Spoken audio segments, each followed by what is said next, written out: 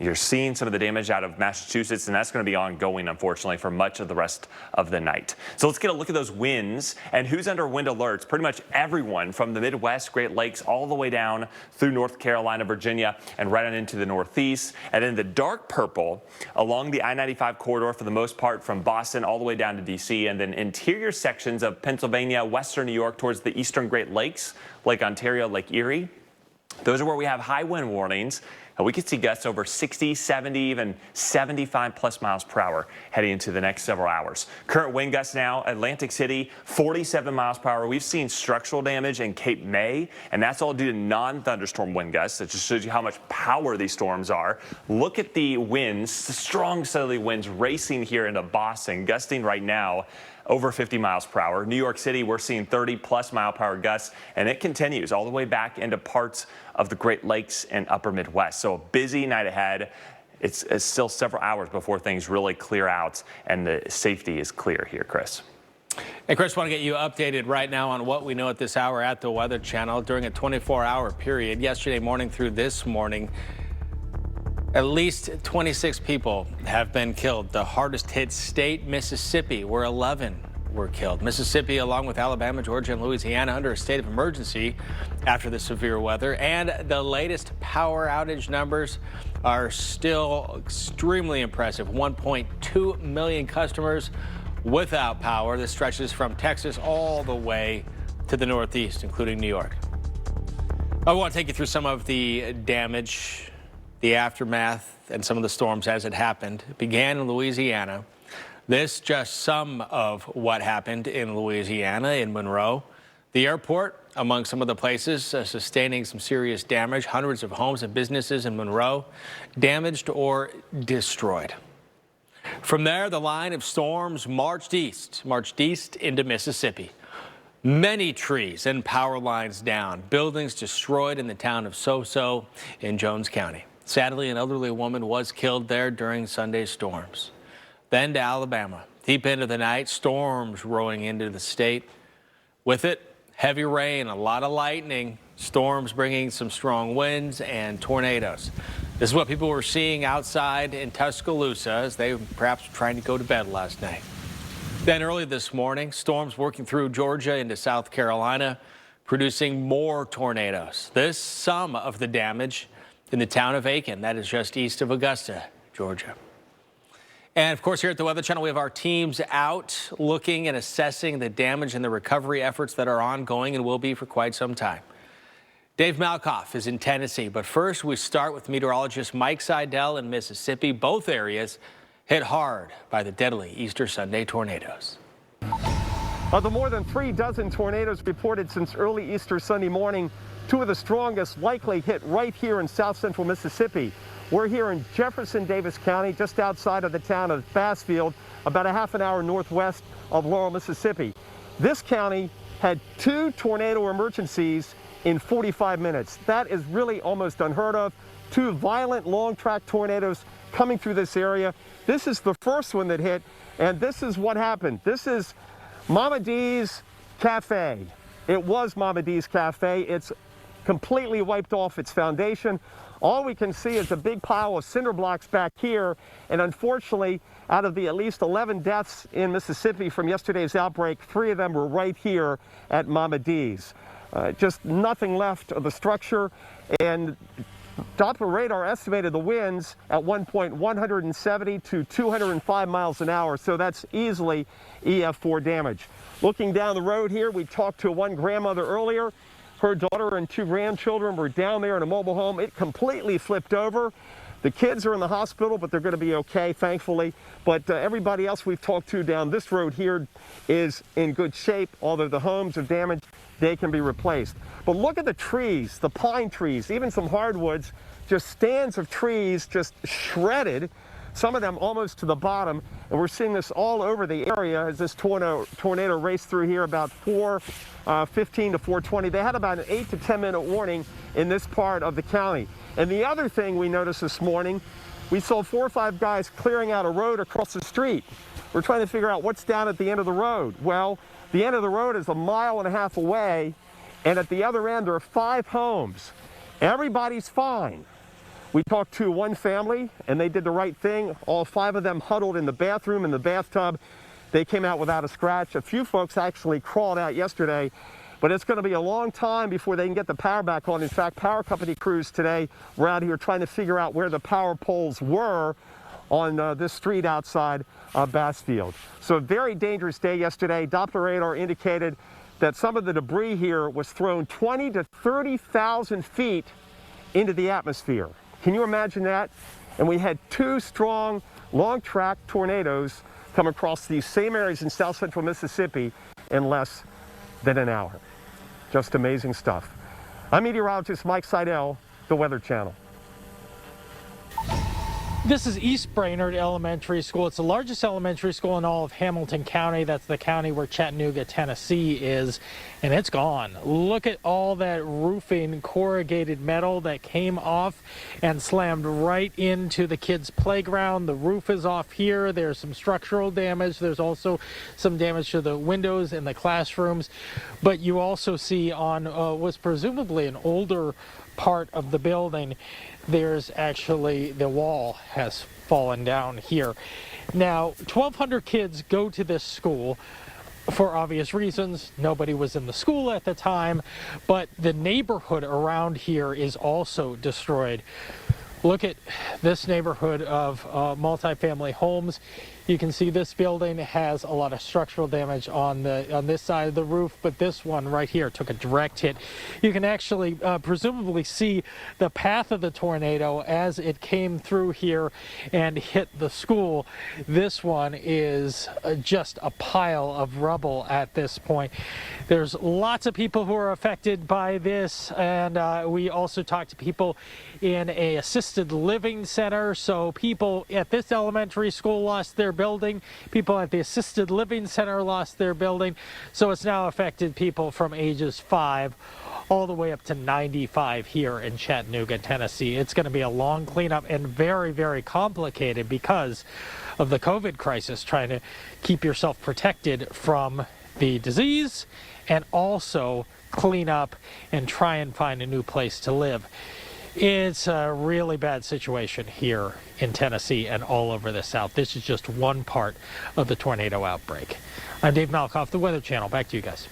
Really heartbreaking to see all of those images, not only from East Chattanooga, but there's so many communities that were impacted just as hard, if not worse. And so it's really a telltale. And we're not out of the severe threat for places like North Florida. This is going to be a spot, while slim, isn't going to be zero. This is going to be a spot we'll watch for strong to severe thunderstorms, not only just through the rest of today, including you in Jacksonville, Gainesville, Lake City, down towards Cedar Key, but even more so as we go into tomorrow. Right now, storms are winding down. We still have some scattering, heavier downpours and a few rumbles of thunder. Nothing severe. The worst of the weather actually offshore. But the future radar is showing you storms firing up again overnight and early tomorrow morning. Maybe waking up to some very gusty winds, over 45, 50 mile per hour wind gusts here along I-10. Also parts of I-75 outside of Gainesville, and then pushing into Jacksonville. Tomorrow around lunchtime, some heftier thunderstorms. Can't rule out hail, damaging winds, and an isolated risk of a tornado as we head to tomorrow.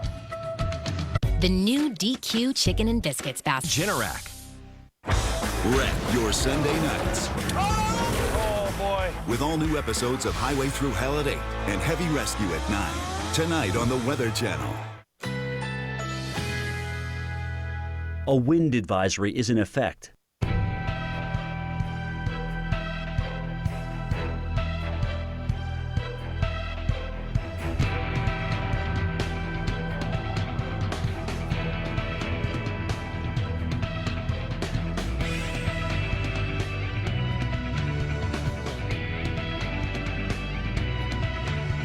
This afternoon, partly cloudy and windy. High 44. Winds could occasionally gust over 40 miles per hour. Tonight, partly cloudy skies. Low 29. Winds west at 10 to 20 miles per hour. Tuesday, partly cloudy. High 43. Winds west at 10 to 20 miles per hour. Here's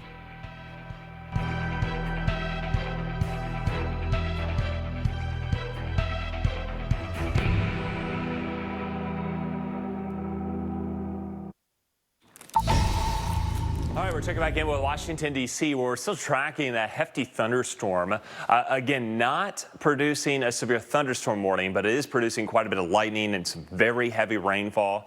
Looks like some of the worst of the weather is now passing through D.C. and slightly off towards the east side of the district. Still remember, too, we're under that tornado watch, which remains in effect for the next few hours through 6 p.m. tonight. So improving conditions. Notice your temperature, though, in the upper 70s. In some cases, before the rain fell, we were at 80 degrees. There's a lot of heat, a lot of instability for these storms to tap into. And so they may produce some more individual thunderstorms over the next few hours, something we're going to be watching very closely. Let's take you to where we are seeing severe thunderstorm warnings. That's not far away. You can see that tail end of that storm kind of just sitting over the heart of the district and still reforming. So very heavy rainfall, ponding on the roads, even some flash flooding, something they'll be monitoring. All right, so severe thunderstorm warning for this cell now, moving over central Maryland. It has crossed over parts of the Chesapeake.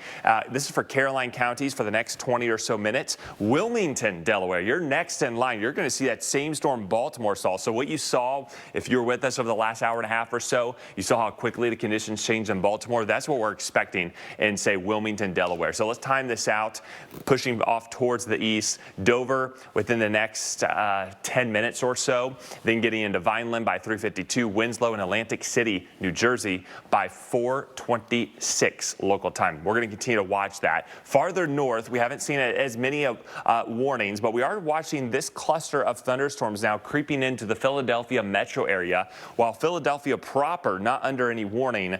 The southwest side of the city is under that severe thunderstorm warning. This is for Cecil, Newcastle, and Salem counties until 3:45 p.m., including you in Chester and also Wilmington, Delaware. So we're going to continue to watch this over the next few hours. And that tornado watch extends through much of New Jersey through 6 p.m. tonight. Well, new video into us as this shows a swift water rescue, Chris. It does here. This as crews are at work here in Bedford, Virginia. What we understand is man climbed onto the top of his vehicle after the floodwaters washed away a bridge, apparently, or washed away access. Some of the local media reports saying rescuers had a tough time reaching the man because of the flooded bridges and roadways, just getting to the scene in the first place. Once the crew did get to the scene, they did save the man from the roof of his vehicle there off in the distance. All right, so a lot of rain, of course, is another thing that can be just so underestimatedly deadly for a lot of people, especially those that are driving around in their vehicles like that. We see you can easily find yourself in a situation where you need to be rescued, and that is if you are lucky. A lot of rain coming with these storms. Here's a look at some of that happening in south central Tennessee. The radar estimated the areas in yellow picked up about 3 to 5 inches of rain in South Pittsburgh here in Tennessee. Several roadways underwater with the amount of heavy rain that we've seen across Mississippi, Alabama into Tennessee. Not surprising that the reports going right through here all the way up into here. So the reports coming with where there was some of the heaviest rain, but also some of the highest terrain can help lead to some flooding because it funnels the waters down and really can concentrate it into some smaller areas. So a lot of reports here. Just over the past couple of days, we saw how the rain really picked up and more heavy rain expected across parts of the South tomorrow into Florida as well, Chris. And one of the reasons we had such a large severe weather outbreak, you had a lot of cold air coming in, clashing with the warm temperatures we had farther south. Let's talk about the cold side for a second, because it is actually producing not only snow, but record-breaking cold in some cases. Look at Denver. Your average low is 33 degrees as we head into April. And typically we do get some cooler nights, but I mean, we're talking low teens, and in some cases the Denver metro getting down to the single digits, and we're going to be below average all the way through the rest of the week for overnight lows. Take a look at numerous spots here, not just in the Rockies, but say from the southwest New Mexico and to parts of the upper Midwest, dealing with those potential record-breaking lows. That includes you in Sioux City, Iowa, the record 17. We're going to be within a couple of degrees of that. Scottsbluff likely to beat the old record at 12. Denver, if we hit 12, that would shatter the old record low of 15 degrees for that date. So well below average, and that cooler cooler air extends all the way down to the Rio Grande, even northern Mexico, running 20, almost 30 degrees cooler than what you would expect for this time of the year. All right, let's talk about the snow side, because we are seeing snow right now in Texas. Yeah, the Texas Panhandle dealing with some snow showers here from Amarillo, especially northward. Pretty much north of I-40 is where you have that best shot for accumulating snow. It's not going to be a lot, but 1 to 3 inches is not something to take lightly here for April. In fact, winter weather advisories now including the Albuquerque metro area. So be mindful if you're out running to the store or doing any essential driving. Be mindful there are going to be slick road conditions, especially as we go into the overnight hours, as all that precip still lingers around central New Mexico. Heavier snow showers working through southern Colorado and then still lingering here through the Texas Panhandle and western Oklahoma by the time we head through tonight. And there's those advisories, Chris. All right, Chris, time now to take a look at the big picture to give you an idea of what's going on across the U.S. And you can see for today, pleasant weather, unfortunately, after some destructive weather across parts of the South. Threat for severe weather continues in the mid-Atlantic and the Northeast. In the big picture here, the big storm bringing some big wind here, high wind warnings and wind advisories for parts of the Midwest, Great Lakes into the Northeast, and cooler days ahead. Tomorrow, 15 to 30 degrees below average. Hours of it with Dish, tuned in to you. All right, breaking right now, we've got a newly issued tornado warning for parts of Maryland and Delaware. Here's a close-up view of this line of storms. This is the same line, by the way, that pushed through Baltimore about 30 minutes ago. This tornado warning is for Caroline, Kent, and Queen Anne's counties until the next 30 minutes. So take shelter immediately. There is some indications of rotation by radar. This is a radar-indicated tornado, no confirmation, but you've seen how busy we've been over the last 24 hours. You've seen the damage the same storm system has caused. This is a dangerous situation, so take shelter immediately. Certainly looking like there is some rotation right about there. Closing in on the state line. So about 9 miles to the east of Centerville there in Maryland is where we expect that tornado to be. And we'll track this. So Henderson, this is moving right over top of you. This radar indicated tornado pretty much right overhead, moving just south of Camden or maybe right over Camden within the next 10-15 minutes, and then pushing offshore of Delaware there, maybe even turning into a funnel cloud or a water spout as it approaches Cape May. And we've already seen structural damage because of the extreme winds we've been seeing. So again, take shelter immediately if you live in Camden, Delaware, Harrington, Delaware, and Lebanon. This is until 4 p.m. Tornado warning for Caroline, Kent, and Queen Anne's counties, likely staying just south of Dover. But keep in mind, Dover, you're under a severe thunderstorm warning, and all of these severe thunderstorm warnings that we've been seeing, Chris, are tagged with that possible tornado. So treat all of these warnings as if there is a tornado on the ground. Chris, new video coming into the Weather Channel right now from Chattanooga, showing some of the damage and some of the destruction here. As we see the view here with dark skies overhead, National Weather Service saying it was an EF3 tornado that did this damage. And a short time ago, Dave Malkoff talked to one man who survived the tornado in Chattanooga. His house collapsed all around him.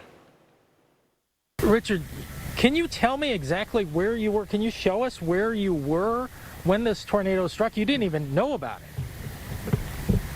No, I did not. I was watching television. Where was Right the chair you were?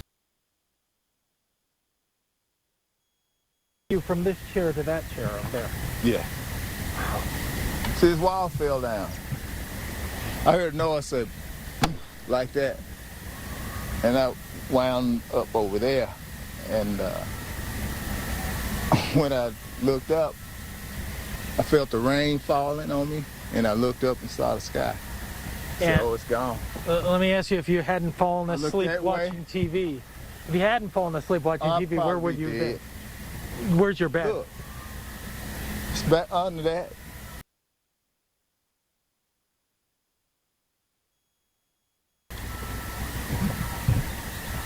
I don't know if it goes out the window. Yeah. You still got to be conscious of it, but at this moment in time, you're just trying to get yourself together and see where you're going from here. Wow, wow. Lucky indeed. Unfortunately, this threat is not over yet.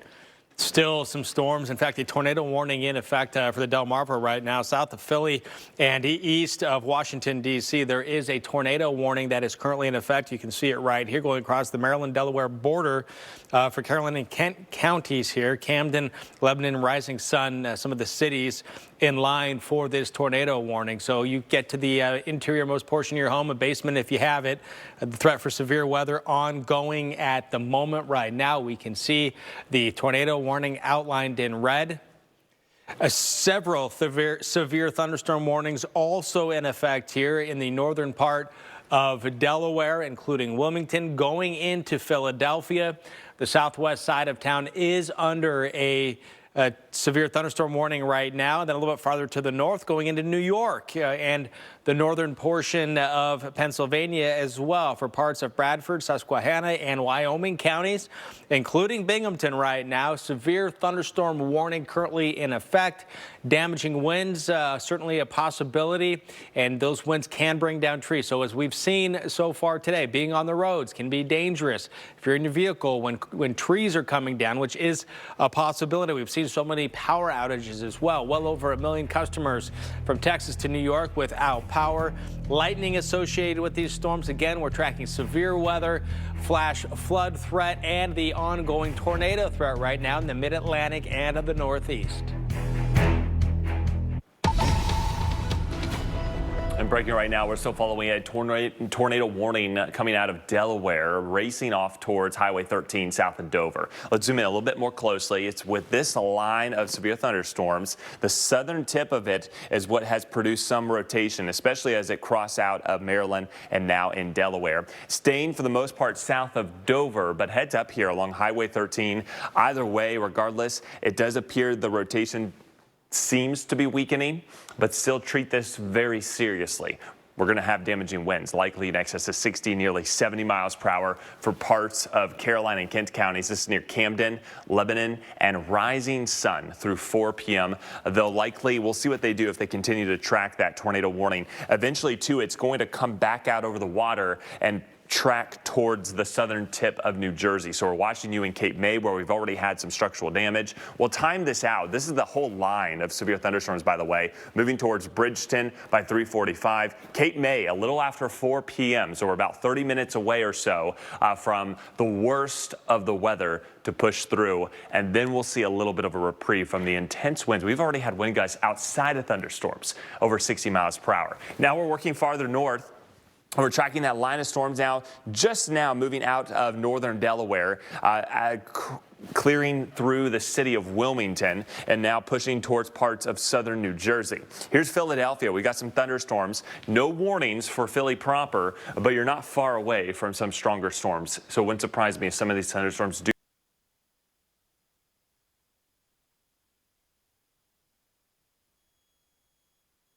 appear to be weakening, but still holding on to this severe thunderstorm warning for the next 15 minutes, including you in Binghamton and Chattanooga counties there in southern New York. So there's the Pennsylvania line. This is east of Elmira, working towards Interstate 88, towards Oneonta and areas in northern Jersey. So we'll continue to watch this. This is for Johnson City and Binghamton. A lot of thunder and lightning and winds in excess of 40, 50, even 60 miles per hour with these severe thunderstorms. And all of these are being tagged with the possibility of tornadoes. So they could quickly rotate and produce a twister without even having that tagged tornado warning. So treat these seriously, almost as if they were tornado warnings themselves. Get you and your family in the lowest level of your home, safe place, hunker down. They're quick moving, but they're also very dangerous. And we've seen numerous accounts of damage and destruction, unfortunately, over the last 24 hours with this whole outbreak of storms. Chris.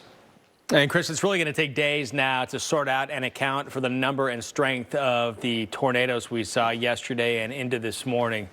At least 44 tornadoes, possibly more, reported from Texas to Tennessee. The tornadoes and the severe storms killed more than a dozen people, well more than a dozen people across 3 states. Meteorologist Stephanie Abrams takes us through some of the worst of the damage. Is it coming this way? A pair of long-track tornadoes tear through south central Mississippi. Catastrophic damage in communities north of Hattiesburg, like these homes gutted in the small town of Soso. Metal wrapped around trees, evidence of the tornado's muscle. But you could hear it, and we knew that it was going to be bad. Even Soso's fire station got hit. The fire department there is essentially demolished. Several businesses there are pretty much gone or severely damaged. Storm shelters opened across Mississippi. Evacuees struggling to practice social distancing. The Easter Sunday rampage kicked off in northern Louisiana. Willie Latin Jr.'s home of South Shreveport got hit.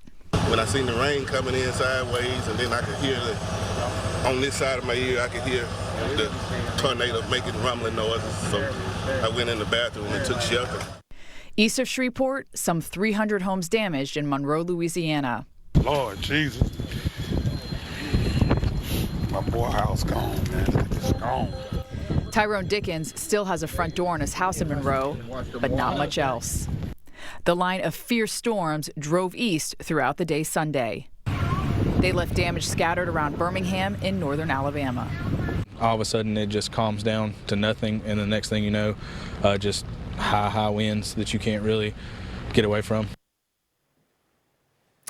Well, another thing we're monitoring very closely, those high wind warnings up right now for New York City, looking live, where temperatures are raw. We're in the 50s. It's been raining for a good portion of the afternoon. Rain on the light side, but it's the winds that are really our big concern. High wind warnings for gusts in excess of over 50 miles per hour. Here's a current look at wind conditions across the Northeast. Some of the highest gusts have been here around Boston. Now we're starting to get numerous reports of downed trees and increasing power outages here in Massachusetts and Connecticut as well. Providence gusting close to 50 miles per hour. New York City, we're about 20 miles per hour, but areas out on Long Island have actually gusted over 60 miles per hour. And those strong winds extend all the way back towards western New York and western Pennsylvania. Erie, PA, gusting close to 50 miles per hour and over 52 mile per hour winds right now in Buffalo. And the winds continue even back towards the northern Midwest. Power outages are continuing to be above 1 million customers right now. They're improving here across the Southeast where the weather has cleared,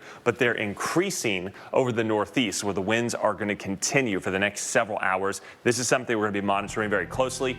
Keep in mind wind advisories for almost everyone, and then high wind warnings where we have that dark purple from the Great Lakes into the eastern seaboard from Boston to New York. I have the power to lower my blood sugar and A1C. Because I can still make my own insulin, and Trulicity activates my body to release it, like it's supposed to. Once weekly Trulicity is for type 2 diabetes. It's not insulin. It starts acting from the first dose, and it lowers risk of heart attack, stroke, or death in people with known heart disease or multiple risk factors. Trulicity isn't for people with type 1 diabetes or diabetic ketoacidosis. Don't take Trulicity if you're allergic to it, you or your family have medullary thyroid cancer, or have multiple endocrine neoplasia syndrome type 2. Stop Trulicity and call your doctor right away if you have an allergic reaction, a lump or swelling in your neck, severe stomach pain, changes in vision, or diabetic retinopathy. Serious side effects may include pancreatitis.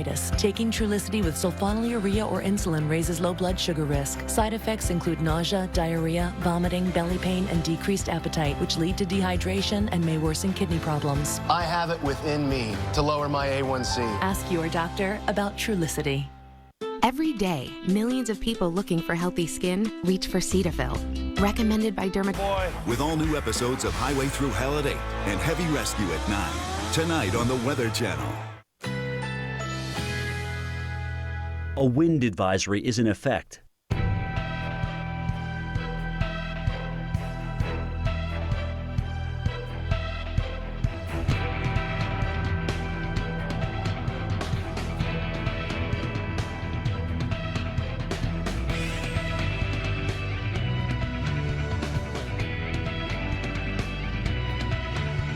This afternoon, partly cloudy and windy. High 44. Winds could occasionally gust over 40 miles per hour. Tonight, partly cloudy skies. Low 29. Winds west at 10 to 20 miles per hour. Tuesday, partly cloudy. High 43. Winds west at 10 to 20 miles per hour. Here's our 7-day outlook.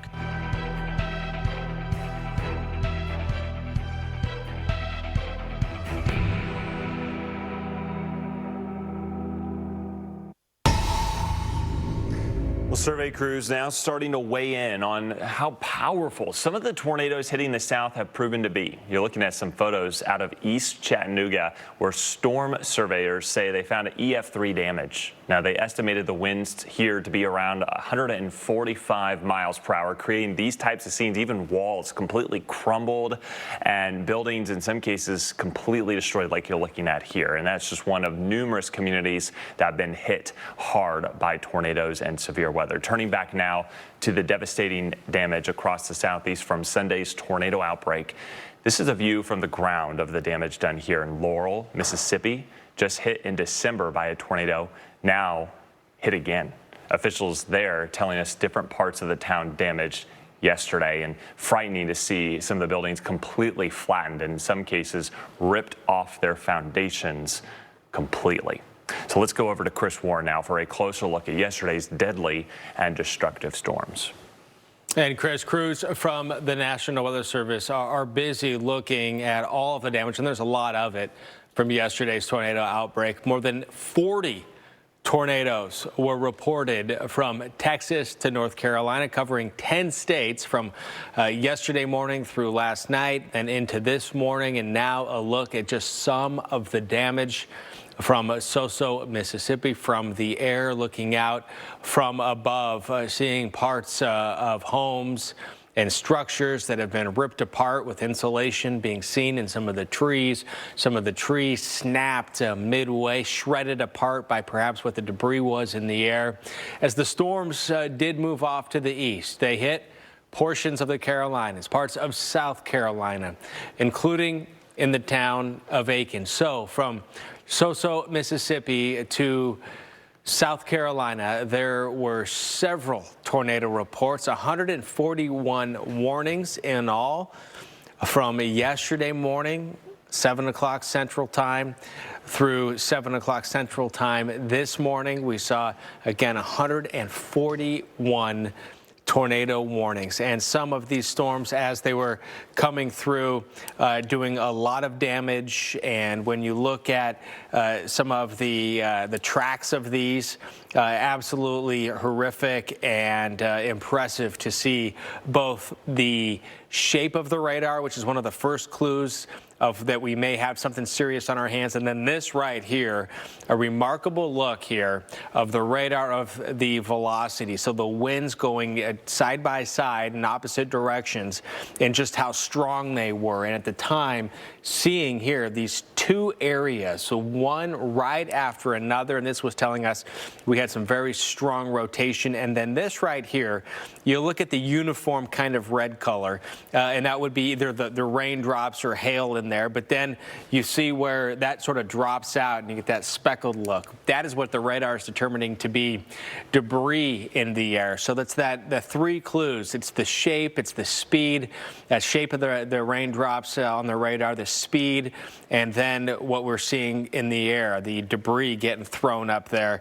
And the extent of this severe weather and tornado outbreak covering 7 states, well over a dozen states. Now, not over yet either, Chris, going into the Northeast for the threat of more severe weather. No, we saw it in Birmingham, we saw it in Baltimore, we saw it in D.C., and we're going to continue to monitor the Mid-Atlantic and Northeast as we head into the overnight hours. All right, well, on top of all of the severe weather potential, once we get through the night, things do quiet down. However, we're turning colder in the Rockies in the middle part of the country for a pretty significant snowmaker, believe it or not, in mid-April. We're looking at potentially over a foot or more in parts of Colorado, Wyoming, and getting into Montana. But then there's going to be a swath of snow that's going to spill out into the plains, even the Midwest. Some cities may shock you on who may just be seeing some snow.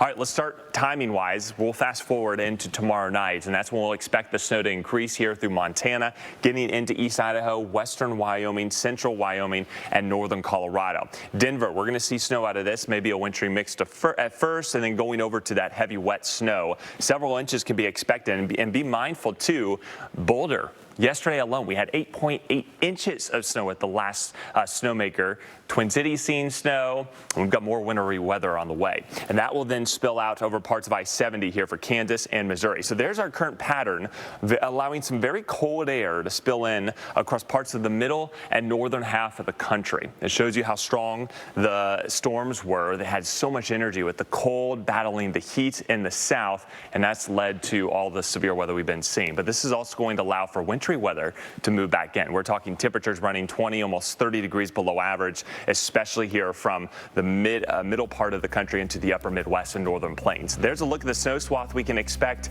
into the Midwest. Yeah, we're talking places like Kansas City, also around St. Joseph. You may not see them, but your itchy eyes know they're out there. Thousands of allergies.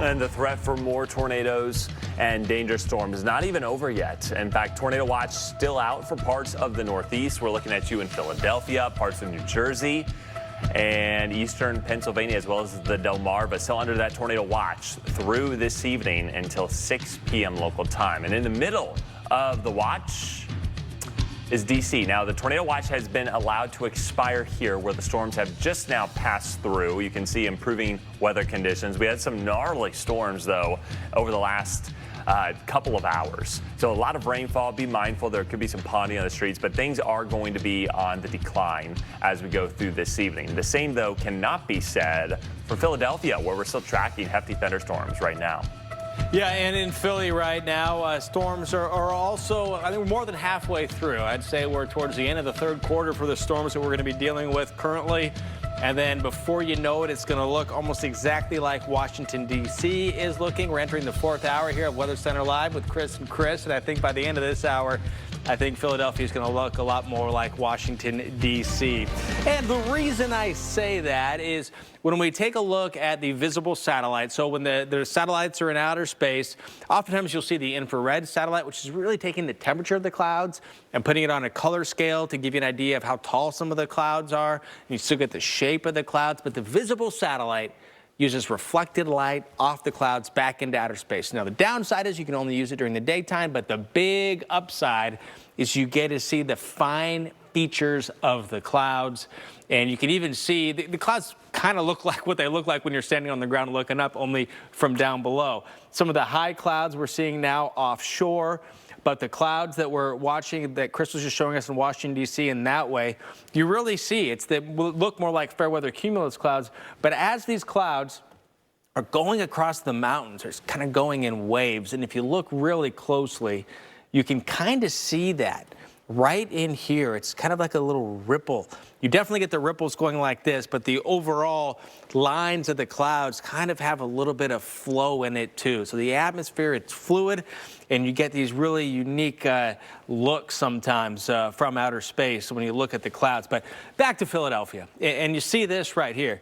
Here's Philly right there, but look, here is the back edge. There's some sunshine. So that's why I think even maybe by the bottom of the hour, maybe even by 4:30, we may be in the sunshine looking over at partly cloudy skies, similar to what's going on in D.C. right now. However, tornado watches still in effect for parts of New Jersey, Pennsylvania, into Delaware and Maryland, with severe thunderstorm warning south of Philly here in New Jersey for parts of Atlantic, Burlington, and Camden counties here. This includes areas as far north as Toms River and as far south as Atlantic City. So pretty much the entire southern portion of New Jersey right now. Severe thunderstorm warning. The heaviest of rain for now has now moved out of Binghamton, New York, and still through the Susquehanna Valley, dealing with some of the heavier rain at the moment. The high-resolution future radar will give you a pretty good idea of when some of the worst of the weather will be out of here. You say goodbye to the reds on the radar, and that kind of gives you a sense of when we're going to see these storms move on with just a few kind of random leftover showers. Any severe weather that we see for parts of the Hudson River Valley, western Mass, western Connecticut, just through this evening. But it does include, again, there's still the tornado threat, but it does look like a damaging wind threat as well. Could see winds up to 60 miles an hour, possibly stronger. We also have wind advisories and high wind warnings associated with the big area of low pressure that's helping to kick up some of these storms as well. So as we've seen, we've been watching showers and thunderstorms. Sometimes these showers and thunderstorms have been severe, but as we're starting to see in D.C., we will see soon here in Philadelphia, Chris, there is light after the storms. Yeah, and it comes through very quickly, so just hunker down a little bit longer and you're going to be seeing that sunshine as well. Meanwhile, ahead of that line of storms, it's been super windy, in fact destructive. This was not even a result of a thunderstorm, the damage that you're seeing here in Cape May, New Jersey. This is just from our strong southerly winds that we have been having pretty much all afternoon. Look at the sand being whipped from the beaches. I mean, it almost looks like a scene from some sort of a tropical system, but it just shows you the energy that this whole storm system has as a whole.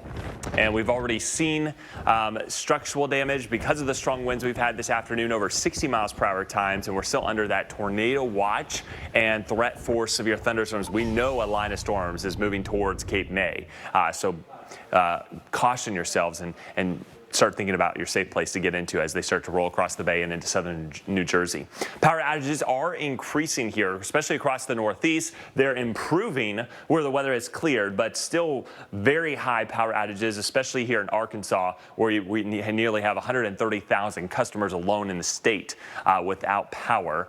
North Carolina running behind, and in third place, South Carolina. Overall, though, in the country, 1.1 million of you without power right now. That number will likely stay around that as things improve in the south, but still continue to be a problem here in the Northeast. We've seen numerous reports now down trees across Massachusetts, getting into Connecticut and Rhode Island. New York City, you're all under a high wind warning. That's that dark purple. This also encompasses much of the eastern Great Lakes, Lakes Ontario, Lakes Erie, Buffalo, Cleveland, Erie, Pennsylvania, all the way back towards Watertown and Syracuse, expecting those high winds to continue through this evening.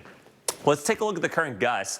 Norfolk, Virginia, strong southerly winds over 40 miles per hour. We're seeing gusts now close to 55 miles per hour. In fact, Boston, your sustained winds are at tropical storm force, sustained at 39 with gusts over 55. We've got nearly 50 mile per hour wind gusts in Atlantic City, and winds also above 50 miles per hour in Buffalo and near Detroit, where we measured a 51 mile per hour gust earlier today. Things are actually going to be quieting down here in the Midwest over the next couple of hours. So this evening, winds should improve for the Great Lakes. Still going to be very blustery, though, through sunset. And by dinner time tonight, we'll see those winds really start to diminish, especially along the I-70 corridor and then farther north as we head into the overnight hours. Now, for the Northeast, it's a different story. In fact, staying very strong here until that line of storms are going to be able to clear the coast. That doesn't happen, though, until later tonight, until we get towards the latter half of the evening and certainly after dinner time. But until then, Boston, we've got several more hours of 50 to 60, even 65 mile per hour wind gusts,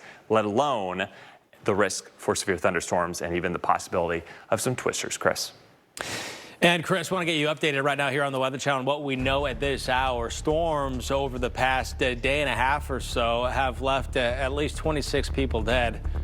The hardest hit state, Mississippi, where 11 people were killed. Mississippi, along with Alabama, Georgia, Louisiana, under a state of emergency related to the severe weather.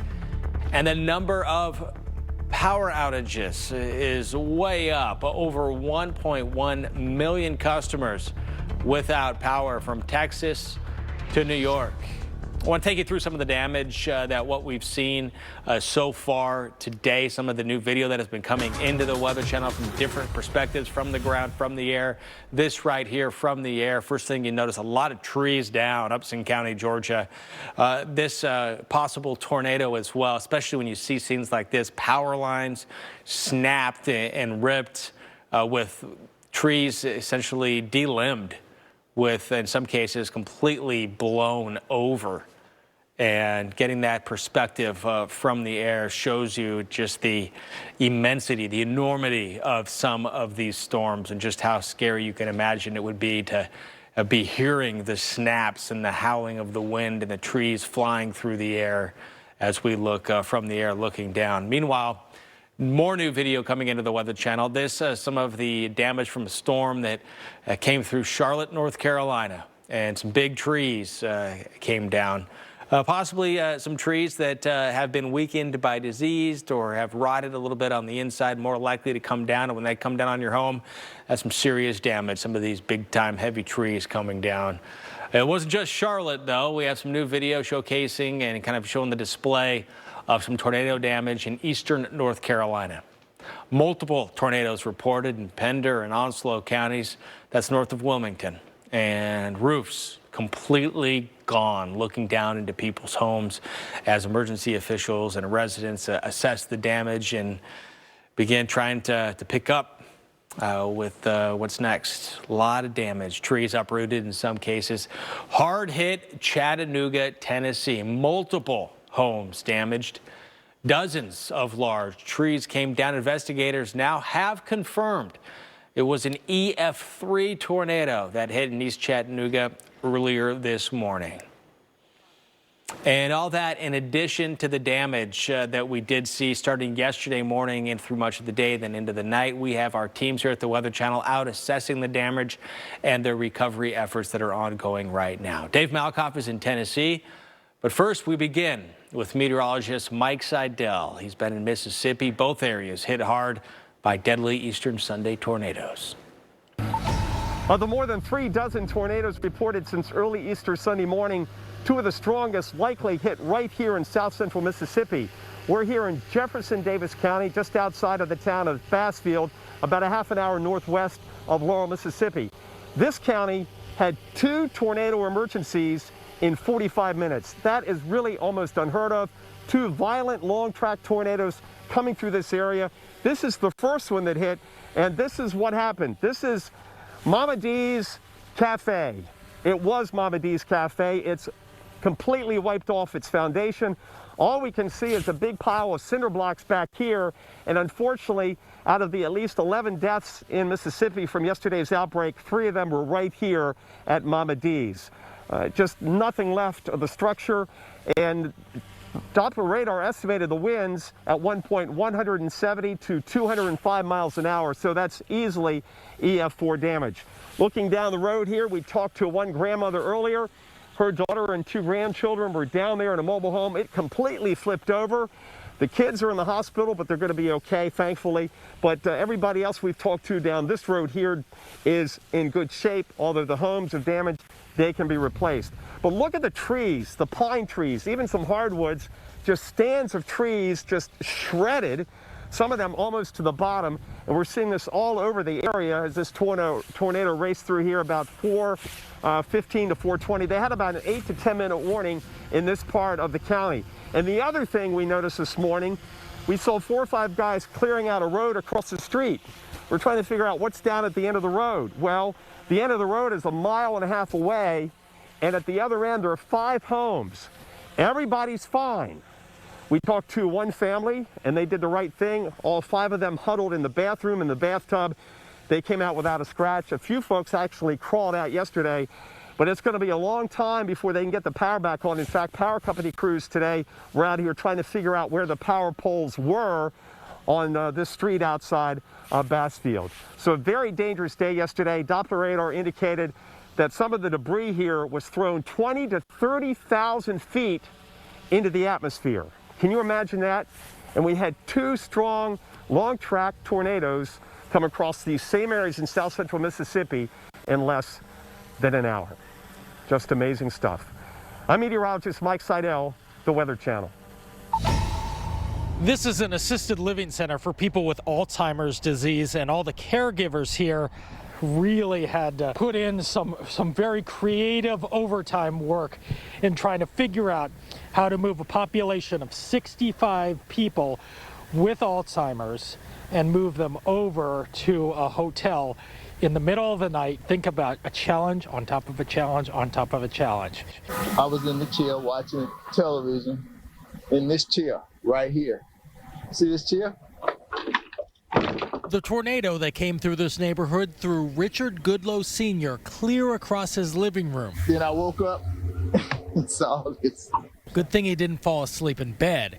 His bedroom is back here, under all that debris. The tornado pretty much touched down right behind our house. I can't imagine what it's like to deal with the tornado and COVID at the same time, trying to be socially distant. I can't tell you about it right now. I can't think about that. I don't have any masks. This is East Brainerd Elementary School. It's the largest elementary school in all of Hamilton County. That's the county where Chattanooga, Tennessee is, and it's gone. Look at all that roofing, corrugated metal that came off and slammed right into the kids' playground. She's going to be coming to school here next year, and I don't know, that the roof's gone, everything's gone on that. The wife told me this morning, we're looking out the window, she's like, the school, the roof's missing, and I'm like, no. And one more unusual thing that I noticed in this home right here, look at these little backpacks hanging on the wall. The walls are down, but the backpacks are still there, presumably because the school that you saw is right across the street.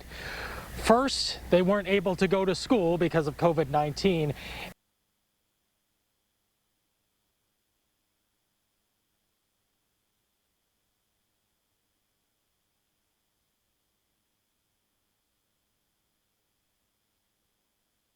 On another spot of severe weather, not as high as what we were dealing with, but still not zero. In fact, a thin little sliver of land here, North Florida, South Georgia, that has that risk for severe thunderstorms. In fact, we actually have a newly issued severe thunderstorm warning. This until 4:30 p.m. Look at how quickly that thunderstorm has blossomed. See that increase in lightning? That tells us it's strengthening. And this is just north of Gainesville, kind of right in between I-75 and I-95, moving right towards Stark and Highway 301. Areas north of Gainesville around Devil's Millhopper, San Felesco Hammock, and areas towards the St. Johns River, Green Cove Springs, expect damaging winds and very heavy rainfall. Baby's skin is absorbent. Know what weather is heading your way.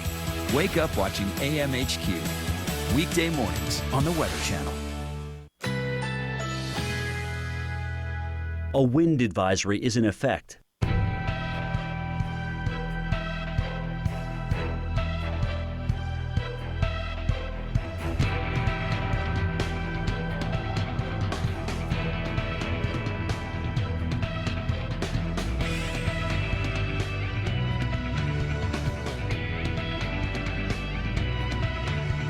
Tonight, partly cloudy, low 29, winds west at 10 to 20 miles per hour. Tuesday, partly cloudy, high 44, winds west at 10 to 20 miles per hour. Tuesday night, a few clouds from time to time, low 28. Here's our 7-day outlook.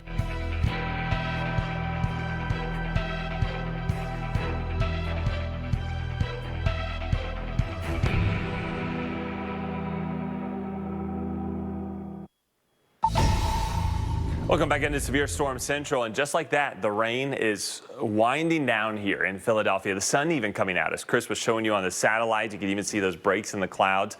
The ominous skies are just at the top sliver of the screen. You see that's looking off towards the east, as we are now tracking a line of severe thunderstorms rolling through much of New Jersey. That'll be our next focus of attention as they work their way towards the Atlantic coast. So improving conditions. We had winds, though, strong enough to even spin cranes around in Philly. That's how strong the winds were. And we didn't even have an official severe thunderstorm warning. It just shows you how powerful these storms have been. And so we're continuing to keep you up to speed with the latest here. Wind advisories and also high wind warnings are another whole factor that we'll get to and expect power outages from. All right, new video now coming into us from Maryland. Take a look at this. Let's listen to some of the sounds.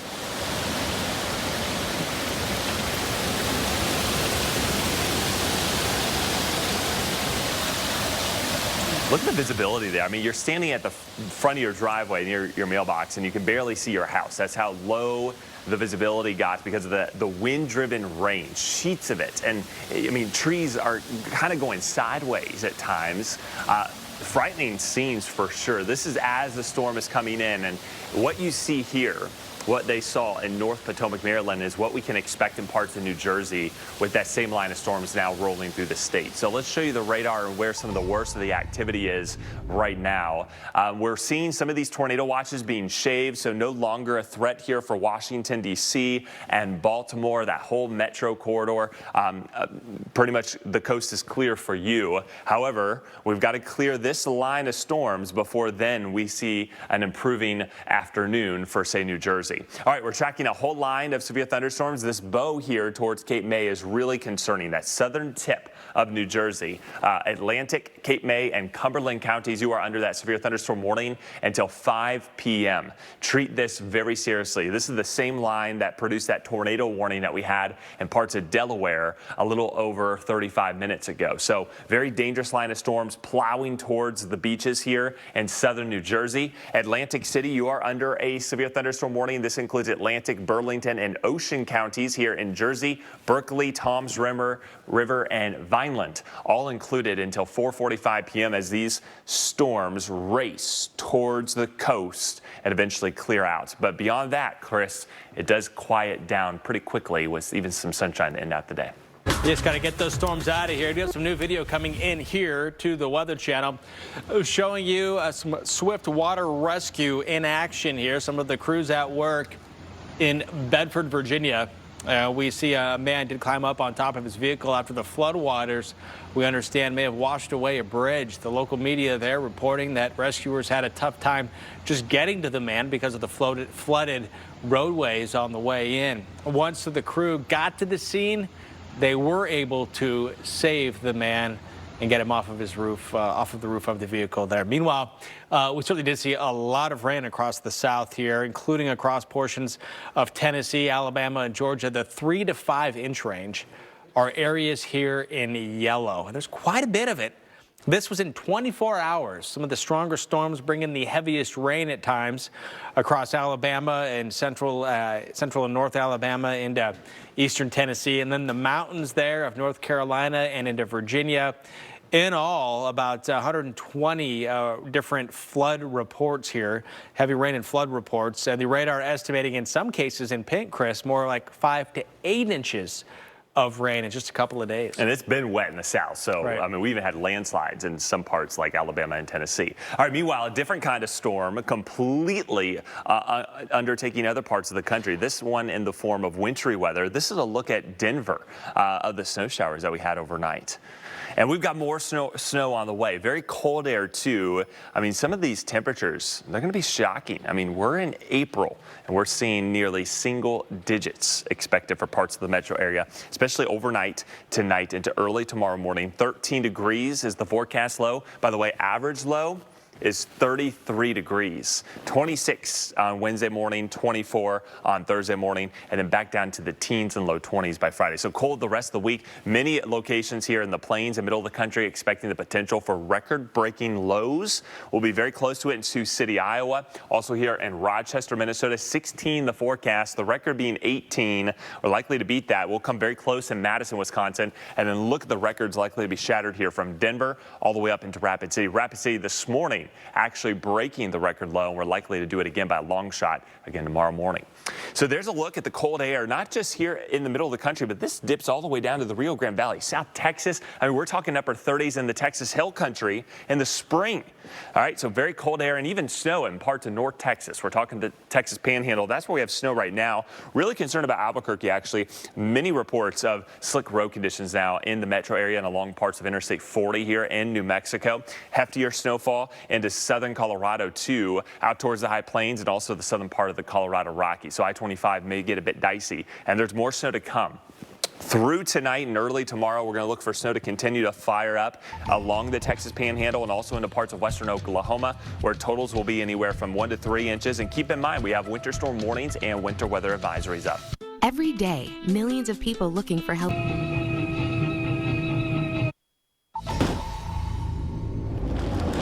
Large tornado. Look at the inflow over here. Oh, you can see it. It's ripping stuff up right here. Debris. We're in the RFD. We're good.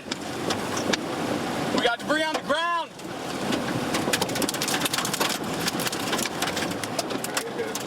Yeah, we're good across the road. This right here, one of the many tornadoes that slammed the South on Easter Sunday. This monster tornado hit Brooksville, Mississippi, and Mississippi hit hard. In fact, another tornado hit the town of Laurel and Soso, Mississippi. And our storm tracker talked to one man who survived, along with his wife and his children. They barely made it into their storm closet seconds before their home was blown away. They said it was getting closer. I'm with the fire department, and my radio started going off for emergency, tornado emergency. And I was like, never heard of that before. So I thought it was pretty serious. Then closer it got, I heard Gaetano got hit. Then I heard Soso got hit. So I got off my couch, walked to my front porch, looked. I seen it coming, heard it coming. Told my wife, I said, get the kids, get them in our safe room. It's right here behind us. She got in here and I shut the door and I come around. We had a mattress sitting right here in front trying to protect us some. I said, you got any more pellets? She said, no. So I walked out, walked around, and our bedroom was right over here. And I got a pillow there and one more pillow in there. And by the time I got back around, I heard it coming. 20 seconds after I got back in there, I said, it's here. She said, what's all that noise? I said, just hunker down. Let's pray. Hope we get out of here. And halfway through it, this room was gone. Started seeing these trees. All this dirt behind here started filling us up, hitting my kids, my wife, me. And all I could do is just push them further down in these blankets and just wait for the nightmare to be over with. Two minutes later. What were you feeling and thinking when that was happening right then? Scared. I've never felt anything like this before. Ears were popping. I was just hoping we was gonna make it out alive. I was more worried about my wife and my babies than I was myself. What were your wife and the family thinking? I mean, what was the emotion in that room at the time? It was tense. My 7-month-old was trying to give him a bottle to keep him from quiet, and then my 2.5-year-old, he started screaming when his ears went to popping, and all I could do was just push him deeper into the cover because I'd rather him be up under me than on top of me. Andrew, show me in the room here what you were doing and where was everybody? I was in this corner right up here, me and my 2.5-year-old son. My wife and my 7-month-old was right here. And whenever it started, I put my feet against this wall and held. And I just bunkered down as hard as I could with these blankets, these pillows, just enough, just kept them covered. Was there any point in time you thought maybe you weren't gonna make it or anything? No. About halfway through it, when I peeked around, after this started hitting, I peeked around and seen everything was gone. And I just knew we had 4 walls and the good Lord watching above us. So grateful for so many people that were able to get to a safe location. Unfortunately, we do know that more than 24 were unable to do so, or the storms were just too strong. We are still dealing with strong storms right now and the threat for more storms. In fact, looking at Cape May, New Jersey, as we're looking off in the distance, you can see, as we look at the sky here, you can see the clouds and that turbulent look of the clouds here, so indicative of some of the storms that we have seen, as we have some bright conditions off in the distance there. And it won't be long before the sun does return.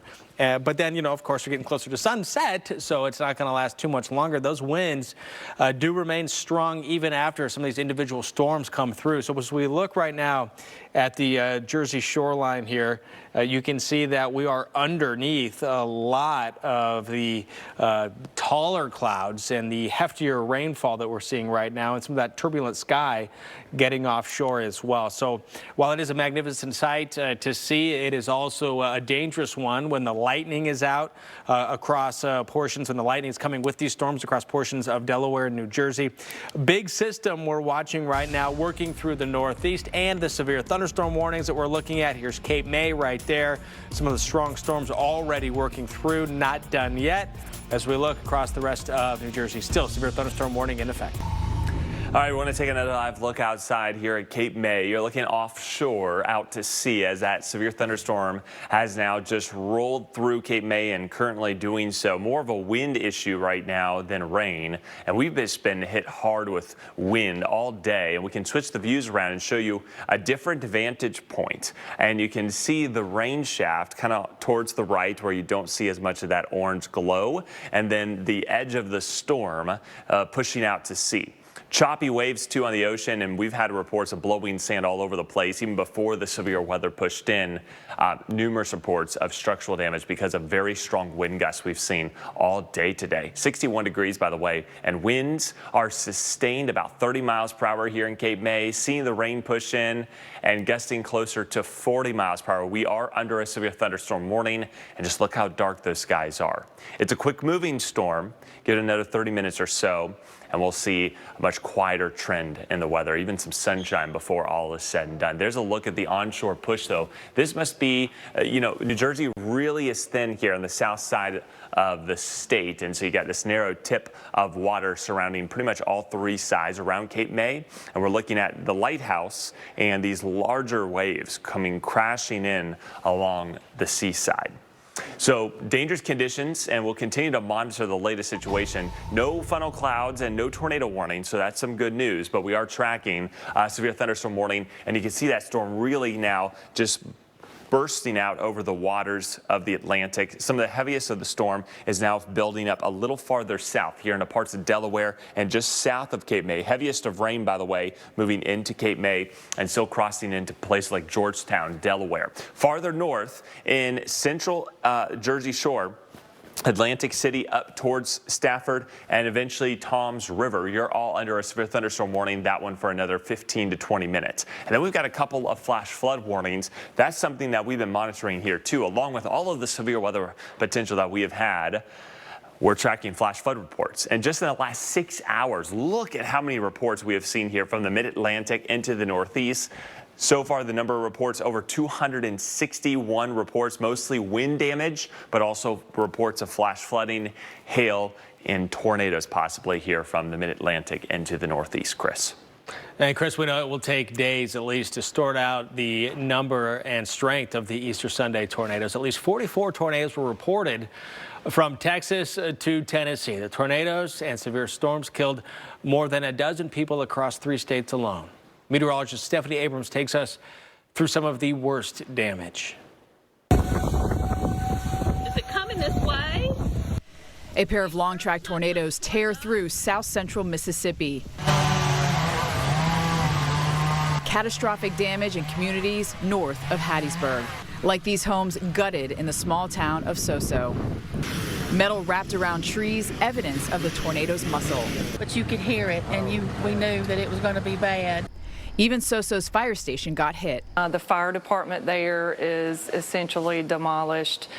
Several businesses there are pretty much gone or severely damaged.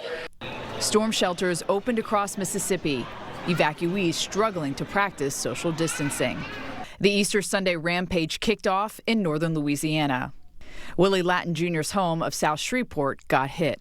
When I seen the rain coming in sideways, and then I could hear on this side of my ear, I could hear the tornado making rumbling noises. So I went in the bathroom and took shelter.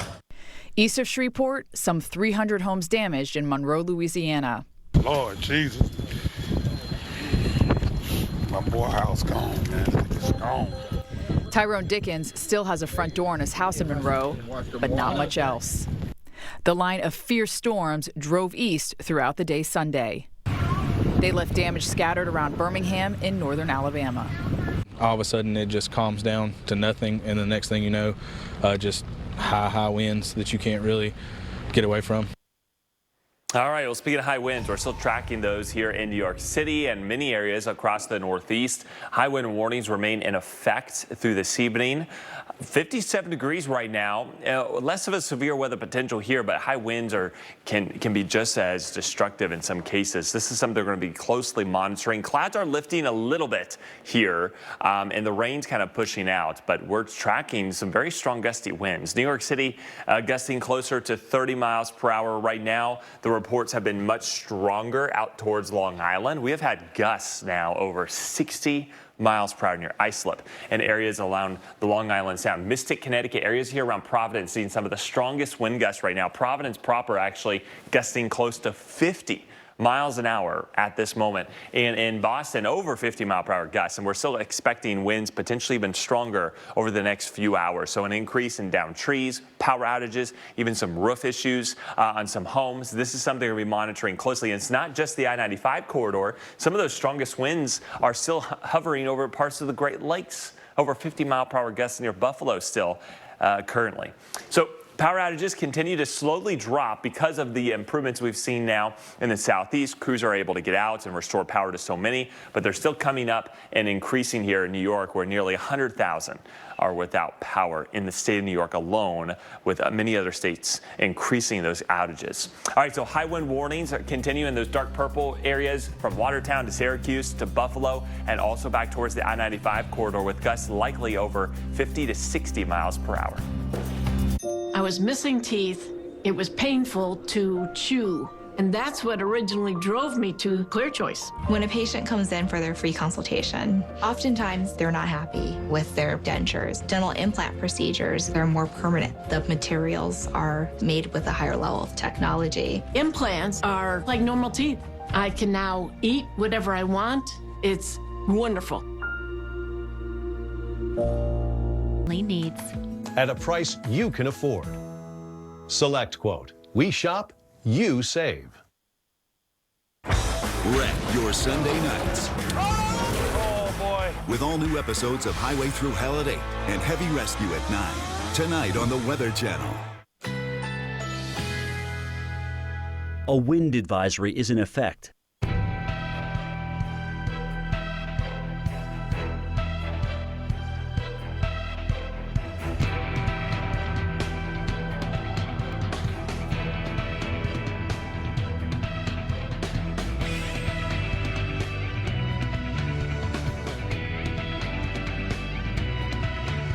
Tonight, partly cloudy, low 29, winds west at 10 to 20 miles per hour. Tuesday, partly cloudy, high 44, winds west at 10 to 20 miles per hour. Tuesday night, a few clouds from time to time, low 28.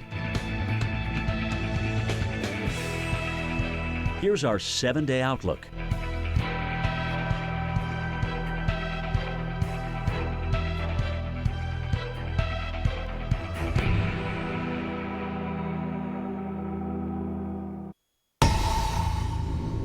Well, survey crews now starting to weigh in on how powerful some of the tornadoes hitting the south have proven to be. You're looking at some photos out of East Chattanooga where storm surveyors say they found EF3 damage. Now, they estimated the winds here to be around 145 miles per hour, creating these types of scenes, even walls completely crumbled and buildings in some cases completely destroyed like you're looking at here. And that's just one of numerous communities that have been hit hard by tornadoes and severe weather. Turning back now to the devastating damage across the southeast from Sunday's tornado outbreak. This is a view from the ground of the damage done here in Laurel, Mississippi, just hit in December by a tornado, now hit again. Officials there telling us different parts of the town damaged yesterday, and frightening to see some of the buildings completely flattened, and in some cases ripped off their foundations completely. So let's go over to Chris Warren now for a closer look at yesterday's deadly and destructive storms.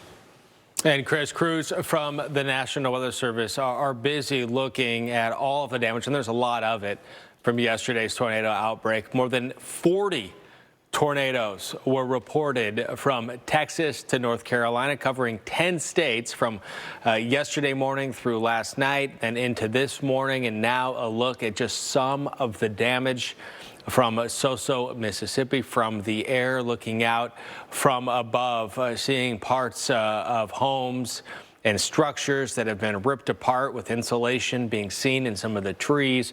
Some of the trees snapped midway, shredded apart by perhaps what the debris was in the air.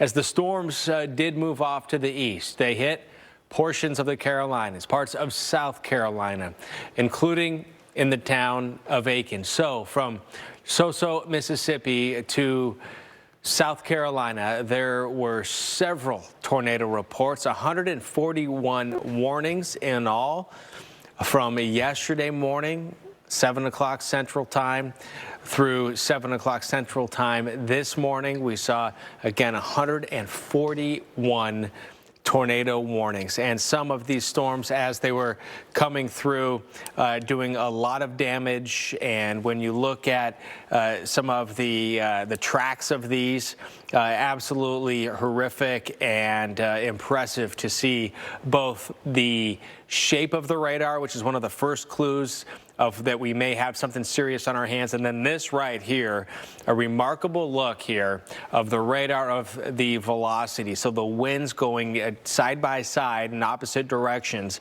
and just how strong they were. And at the time, seeing here these two areas, so one right after another, and this was telling us we had some very strong rotation. And then this right here, you look at the uniform kind of red color, and that would be either the raindrops or hail in there, but then you see where that sort of drops out and you get that speckled look. That is what the radar is determining to be debris in the air. So that's the three clues. It's the shape, it's the speed, that shape of the raindrops on the radar, the speed, and then what we're seeing in the air, the debris getting thrown up there.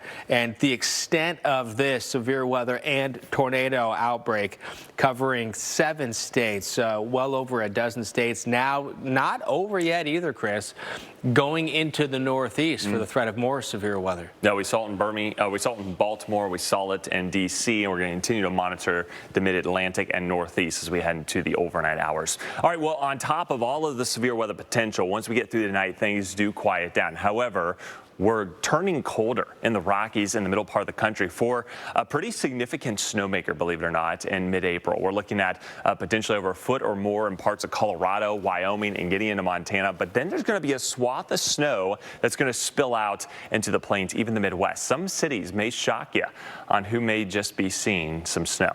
All right, let's start timing-wise. We'll fast forward into tomorrow night, and that's when we'll expect the snow to increase here through Montana, getting into East Idaho, western Wyoming, central Wyoming, and northern Colorado. Denver, we're going to see snow out of this, maybe a wintry mix at first, and then going over to that heavy wet snow. Several inches can be expected, and be mindful too, Boulder. Yesterday alone, we had 8.8 inches of snow at the last snowmaker. Twin Cities seeing snow. We've got more wintry weather on the way. And that will then spill out over parts of I-70 here for Kansas and Missouri. So there's our current pattern, allowing some very cold air to spill in across parts of the middle and northern half of the country. It shows you how strong the storms were. They had so much energy with the cold battling the heat in the south, and that's led to all the severe weather we've been seeing. But this is also going to allow for wintry weather to move back in. We're talking temperatures running 20, almost 30 degrees below average, especially here from the middle part of the country into the upper Midwest and northern plains. There's a look at the snow swath we can expect into the Midwest. We're talking places like Kansas City, also around St. Joseph, the Quad Cities, areas in central Illinois, northern Indiana, even northern Ohio, expecting anywhere from 1 to 3 inches of snow. On Weather Underground, deadly tornadoes tear across the south. Oh, yeah. Large tornado. Look at the inflow over here. Oh, you can see it. It's ripping stuff up right here. Debris. A frightening Easter Sunday for millions of people. Most tornado warnings within a 24-hour period in 8 years. The destructive scenes left behind, absolutely heartbreaking scenes. 26 people killed, hundreds of homes and businesses damaged or destroyed. We have the very latest from the hard-hit areas, including stories of survival as people rode out the storms. This is one of the things that made us want to buy the house, hoping we'd never have to use it. And 6 months into living here, we had to put it to use. I say everybody needs a safe room. We discuss why having a safe place can mean the difference between life and death. Plus, strong winds battering the Northeast right now. We'll show you where damage and widespread power outages are ongoing and what you can expect in the hours ahead. It's all next on Weather Underground. Hey there, welcome into this Monday edition of Weather Underground. I'm Alex Wilson. Hey everyone, I'm Mike Bettis. Dr. Rick Knapp also joining us tonight. We're going to get started in what turned out to be a deadly outbreak on Easter Sunday. Some very scary video, Alex. Yeah, you know exactly why we say to stay off the roads when severe weather is in the forecast. This video was shot by professional storm trackers, but it gives you an idea of what it looks like in a tornado-warned storm out on the open road. And it's very difficult to make out much of anything, right? You see just how quickly conditions deteriorate. They've got debris coming at them and yeah, these guys are storm trackers. So, you know, you find yourself out on the road. It's tough to see. It's tough to know what way you should be looking or what you should be looking for. And so often you can find yourself in a really dangerous situation quickly. Look at how those trees are blowing sideways. I mean, visibility is what, Mike? Maybe 20 feet out in front of them. This is scary stuff. It looks like even some of the tops of those trees were sheared off, so it looks like the tornado came literally right in front of them as they were driving down the street here. Incredible stuff. Then we're getting also some looks from above afterwards, and this there in Bassfield, and you can see how homes are really just taken right off their foundations. You can see the cinder blocks. They're the treetops that have been shaved. The brick has been pulled off the homes, but also like bark just ripped right off the tree.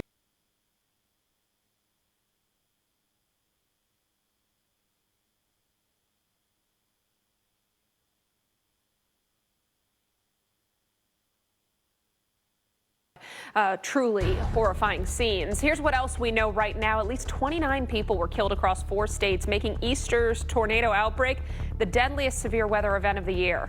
National Weather Service storm surveys so far confirm at least 8 tornadoes across 7 states, including 2 violent EF3 tornadoes. Both the governors of Georgia and Mississippi have declared states of emergency following last night's damaging storms. And Mike, we were not done with the weather today. Those storms continued to riproll through portions of the east. That's right, and we're taking a close look at New York, where it's 55 right now. You've had your fair share of storms. And maybe one last round comes through here this evening before things finally begin to improve for you. But it's been a very windy day across the Northeast. Despite the thunderstorms, then you're just going to get more wind in with those thunderstorms. But the power outages have been ticking up across the Northeast. We know the issues across the South. Huge power outages across the South with yesterday's storms. But now notice places like New York and Massachusetts, your numbers are ticking up through the day. A lot of storm reports today, a lot of wind damage across the Northeast. Almost all these reports in the Northeast are wind damage. Take you to Long Neck, Delaware here, trees down on a home in Long Neck with thunderstorm damage there. Cape May, New Jersey here, damage to the roof of Congress Hall there. Then we take you up into Pennsylvania and Stormville here. Trees down and wires near Cherry Valley Road and Blakesley Road. Again, you're going to see a lot of trees down, a lot of power lines down. This is why we have the power outages that are ongoing. You can see the storm complex still rolling through. As far as warnings go, minimal at this point. One coming through the Capital District right now, so pretty intense line from Aniata over towards, say, Saugerties and Albany right now. Albany, Greene, and Schoharie counties all under severe thunderstorm warnings. That's until 5:30 tonight. Watch for high winds with that. Then we got a pretty good complex of storms racing their way from Norwich up through Providence and Boston here over the next, say, hour or so. New York, we've got one line still to go. It's hitting us in Edison right now and southbound out of New York on I-95 toward Trenton here. So that's going to get us in New York and probably at least south side. So maybe a Staten Island, things exiting for us here, the Jersey Shore. As far as the system goes for the remainder of the evening, it's rolling its way out. We think by later on tonight, everything is gone. Everything clears us by midnight tonight. Still stays windy, but unfortunately, we've got a few more hours to go here, Alex, before all is said and done. Absolutely, and we want to take you back to hard-hit Mississippi, where 11 people were killed across the 6 counties in the state, or across 6 counties in the state. In Soso, Mississippi, an elderly woman died in what's been preliminarily rated an EF2 tornado. A second person in this county also died in the storms. And as I mentioned, those tornadoes tore through 18 counties across the state, leading to widespread damage. Yeah, we're fortunate now to be joined on the phone by Mississippi Governor Tate Reeves for the very latest on the situation. Governor Reeves, thanks for taking the time with us. Can you inform us, our viewers, what's happening right now? Are you still in search and rescue mode? Yes, thank you for having me on. I appreciate that. You know, one of the challenges with many of these storms that came through yesterday, particularly the two tornadoes that hit in Jones County, which is the county that encompasses the area of Soso. One of the real challenges, they occurred late in the afternoon, and so by the time they were out and the weather was safe to get in, it had become dark. And so it's very hard to do search and rescue. It's very hard to cut your way through roads during the nighttime hours. We did that, but our search and rescue efforts have been ongoing all day today. We believe that the number of those that are injured are going to continue to rise. We have confirmed 11 deaths in Mississippi, and we believe approximately 12 tornadoes. So it's very, very horrific on a Easter Sunday. And leading into this, given the current situation ongoing with the coronavirus, I know you guys were opening up your storm shelters. Did you find that less people came out, or were people taking advantage of those shelters being open? Well, that's one of the things that we spent a lot of time discussing over the last several months, is given the coronavirus situation and our efforts to mitigate the spread of the virus, did it make sense or not make sense? And different states have taken different approaches. We made the decision that saving lives on the front end was the right approach, and so we did open not only our safe rooms in numerous counties, but also shelters where it made sense. We did everything we could to maintain social distancing, to make sure everyone had masks, gloves, hand sanitizer, etc. But we had a good number of people. They said we had almost 60 people in the safe room in Jones County, for instance. And so we had a large number of people that recognized the dangers that existed and came out and actually took care of themselves. And now many folks are out trying to take care of themselves, their own homes, but also their neighbors as well. Governor, now you may have numerous people that are displaced because of the storms. What is your strategy right now to deal with that again, and with the backdrop of the virus? Well, we had a couple of shelters that have been open throughout the day today in various places throughout Mississippi. We've worked very closely with the American Red Cross. We are seeing some families that have been displaced are actually being put up in hotel rooms, etc. Obviously, that makes the most sense given our social distancing guidelines, and the fact that having large individual rooms with lots and lots of people in there doesn't make sense given the virus and how contagious it is. And so we're navigating our way through it, but it just seems to be the right approach at this time. State of emergency, what is that going to allow you to do moving forward to maybe help the residents who were affected? Well, we have asked for an immediate declaration by the federal government. I spoke to Administrator of FEMA earlier this morning, and also spoke on our governor's call with the Vice President and others, and they're looking at that now. We need to try to expedite individual assistance and public assistance for those that have been impacted by these storms. If you look at there were two different tornadoes that went almost in exactly the same path from Walthall County in the southwest part of our state all the way up through Jones County up on a northeasternly path. And I am told that there were measurements of wind gusts in excess of 200 miles an hour in one of those two storms, and so that's just unheard of, even in a state like Mississippi where we're used to getting tornadoes during the April month. This has been a particularly powerful one, and so if we could get individual assistance and public assistance expedited by our friends and partners at FEMA, it would go a long way towards helping us navigate through this particular emergency declaration, in addition to the other 4 emergency declarations. That would be 5 that I have been engaged in since I got sworn in less than 90 days ago. Governor, considering all the emergencies going on in your state right now, are your local emergency agencies, your state agencies, able to keep up with it? Any need to activate the National Guard or any measures like that? Well, I will tell you, we have the best emergency management personnel in all of the world. I would defend that statement anywhere, anytime, anywhere in America, anywhere in the world. We've learned a lot from Hurricane Katrina back in 2005. We built up a state emergency operations center, the likes of which are unparalleled around the country. Our local emergency management personnel and our first responders are second to none. But yes, we have had challenges here, and we have activated National Guardsmen.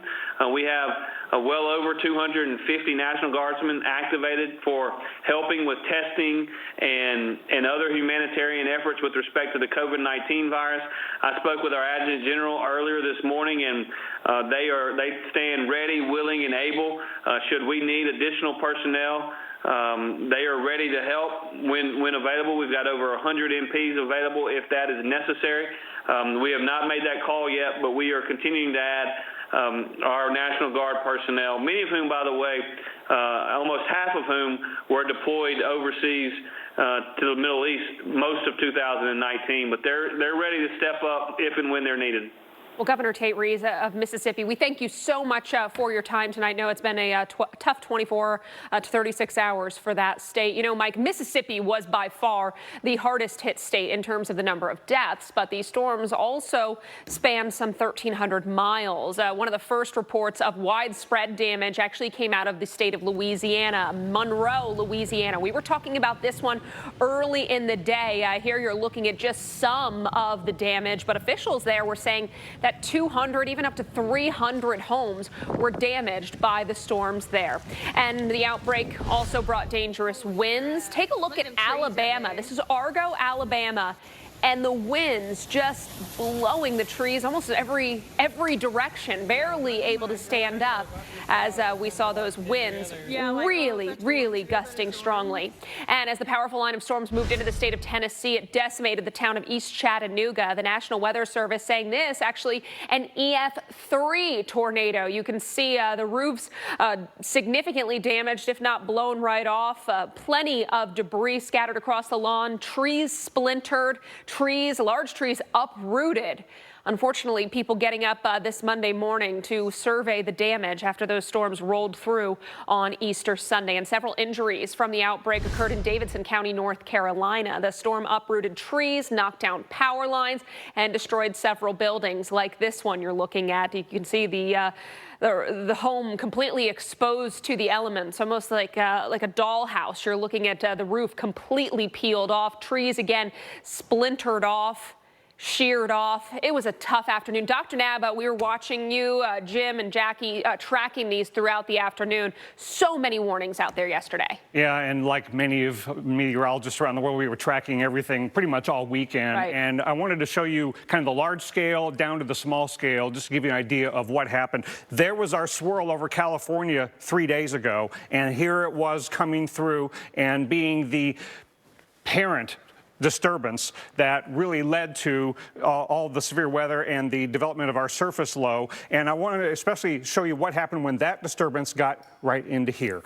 It was a big part of the energy that generated the supercells in Mississippi and so many other areas that were affected. And just looking through the radar recap, and what we're going to do is overlay on here the storm reports as they happened in time, commensurate with the radar. And see the Shreveport area was early in the day on Easter, severely affected. And then, it started to maybe look like just maybe we were going to catch a little bit of a break and not have widespread, really nasty supercells. And when we got to mid-afternoon on Sunday, thought maybe it won't be so bad. And then these supercells here in south central Mississippi, along with what had been over Shreveport, continuing eastward and causing many problems with wind and hail and tornadoes.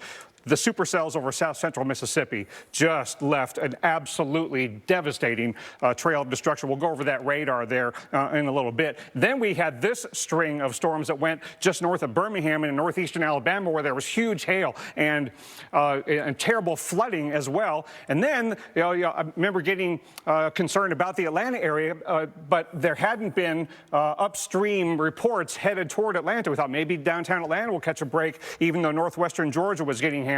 But then we had a cell go through the south side of Atlanta, and then we had the terrible systems that were between Atlanta and Macon, and then you saw what happened in Seneca, South Carolina, and in Greenville.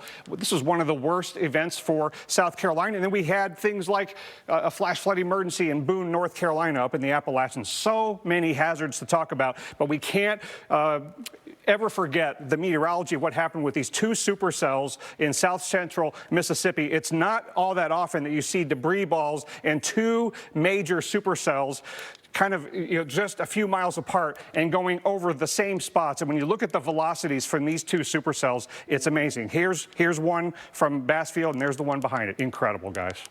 Well, coming up on Weather Underground, we're going to go more on these storms. I peeked around, seen everything was gone, and I just knew we had 4 walls and the good Lord watching above us. Now, that tornado survivor shows us why you need to identify your safe place now before the next round of weather. Join Love. Out of your mornings, you need to know what weather is heading your way. Wake up watching AMHQ. Weekday mornings on the Weather Channel. A lakeshore flood advisory is in effect.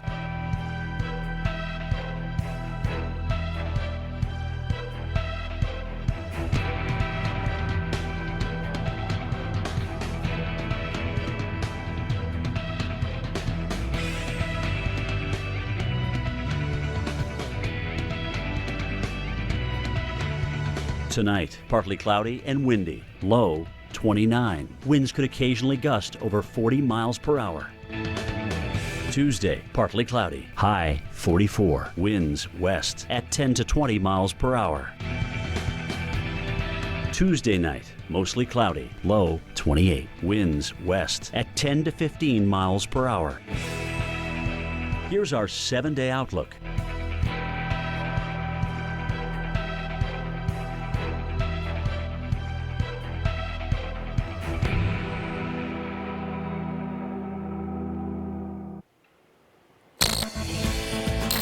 Storms kind of hanging around North Florida today. You're looking at Jacksonville, plenty of cloud cover, temps in the low 80s right now, and we're going to be watching the threat of thunderstorms over the next few days across North Florida with that front stalled over the area and the storms stalled over the area.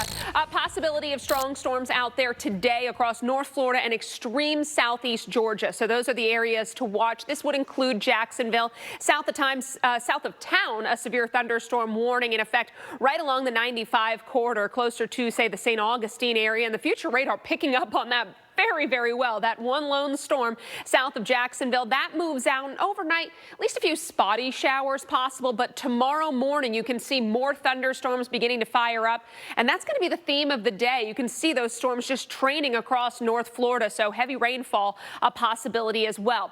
Plenty of moisture in place south of that front. Of course, there's our frontal boundary area of low pressure, and energy will be in place for storm development during the day. Also, some stronger winds aloft will help to organize those storms. So you saw how well those were lined up there on the future radar. Again, tomorrow, possibility of severe weather across North Florida and southeast Georgia. So you see how things aren't really changing much? Yeah, we're going to kind of keep it the same going into tomorrow, Tuesday, and hey, why don't we add in Wednesday for good measure, right?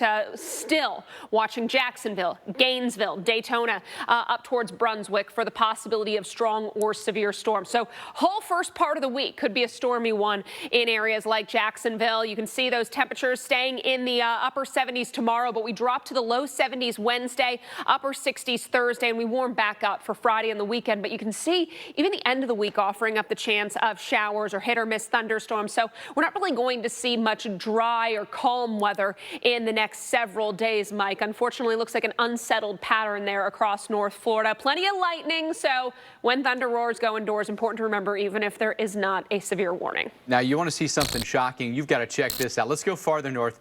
How about a late season snowstorm that dumped nearly a foot of snow? And check this out. Tense moments as a police officer opens his door, steps out, and seconds later, a passing driver will crash right into the open door of his vehicle. It happened right there. There goes the door. I mean, holy moly. Remember, watch your speed. Slow down. When cars are stopped and pulled off the side of the road, you have to use extra caution. You hear it too, right? Wow.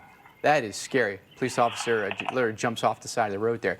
Winter not over just yet in some places. My goodness, what a plastering we got. This is a good snow swath here from Nebraska and South Dakota, back into northern Michigan. Incredible stuff here. Some spots, especially in northern Wisconsin, and then the UP of Michigan just got shellacked. There's still some snow flurries out there, including the Black Hills of South Dakota, through the Dakotas. That'll include around Sioux Falls, up through Bismarck and Minot, north of I-80, northern Iowa. It just seems way too late in the season for us to be getting snow. We've got some flurries for you right now in Minneapolis. This doesn't really accumulate to anything. It's just flurries for you right now. However, we could get accumulating snow. The Front Range, we've got snow right now in Denver. It's only 22 degrees. That's a startling number. From Albuquerque to Amarillo, we'll have a swath of snow here. There could be some spots where you get some minor accumulation. So let's time this out for you, get an indication of where this is going. By the way, Denver, we tend to get a decent amount of snow in March and April, some of our snowiest months. But this is an impressive system. Right down the Front Range over the Palmer Divide, we'll get snow that lights up here in the panhandles of Oklahoma and into Texas. Might even get some snow flurries in a place like Oklahoma City. Again, this time of year, we're all thinking about severe weather, not thinking about snow, right? There's the snow still to come. In around Denver, could get much as 3 to 5 inches headed our way. A 1 to 3 for us in the Texas Panhandle, less than an inch around Oklahoma City. Again, not much to worry about there. There's a look at your forecast in Amarillo. Snow begins overnight tonight. It's there through at least lunchtime tomorrow, Alex. So here we go. The cold temperatures and the snow back again. Yeah, and for some, it could actually be record cold that we're dealing with. Take a look at Denver's forecast. Over the next 6 hours, those temperatures dropping from the low 20s to the upper teens with the snow showers. But by tomorrow morning, how about Denver dropping to 12? That would beat the old record of 15. And you're not alone. We think we're going to be breaking, if not in record territory, in Rapid City and Scottsbluff, Sioux City, Rochester, Minnesota, and Madison, Wisconsin. Rapid City, think you'll crush the record. The record's 15. The forecast is 9. Scottsbluff should be an easy record beat for you, as well as Rochester, forecasting a 15-degree low. That would best the old record of 18 degrees. Tomorrow, you can see cold across a lot of the nation, or at least cooler than average, 10 to 20 degrees across many spots. But you get down into the southern plains, parts of New Mexico, that's where temps will be anywhere from 20 to 30 degrees below average. By Wednesday, looking at 5, 10, even up to 20 degrees below average, especially across the Intermountain West, getting up into, say, Montana and Wyoming. By Thursday, focused over the Rockies, parts of western Kansas and southwestern Nebraska, temps as cool as 30 degrees below average. So, Mike, cooler than average taking over for the week. Stunning stuff for sure. Alex, thank you. A lot more to come right here on Weather Underground. I heard noise like that, and I wound up over there. And when I looked up, I felt the rain falling on me, and I looked up and saw the sky. Chattanooga man lucky to be alive. His story when we come back.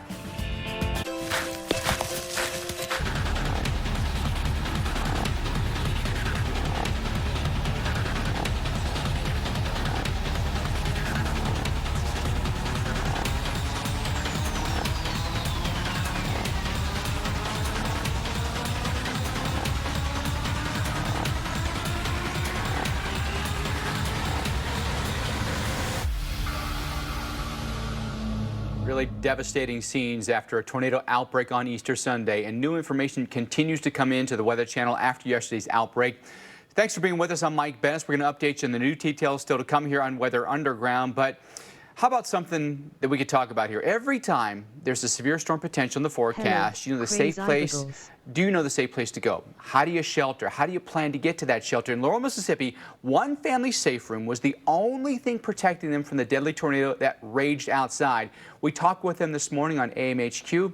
Hear now their story in their own words.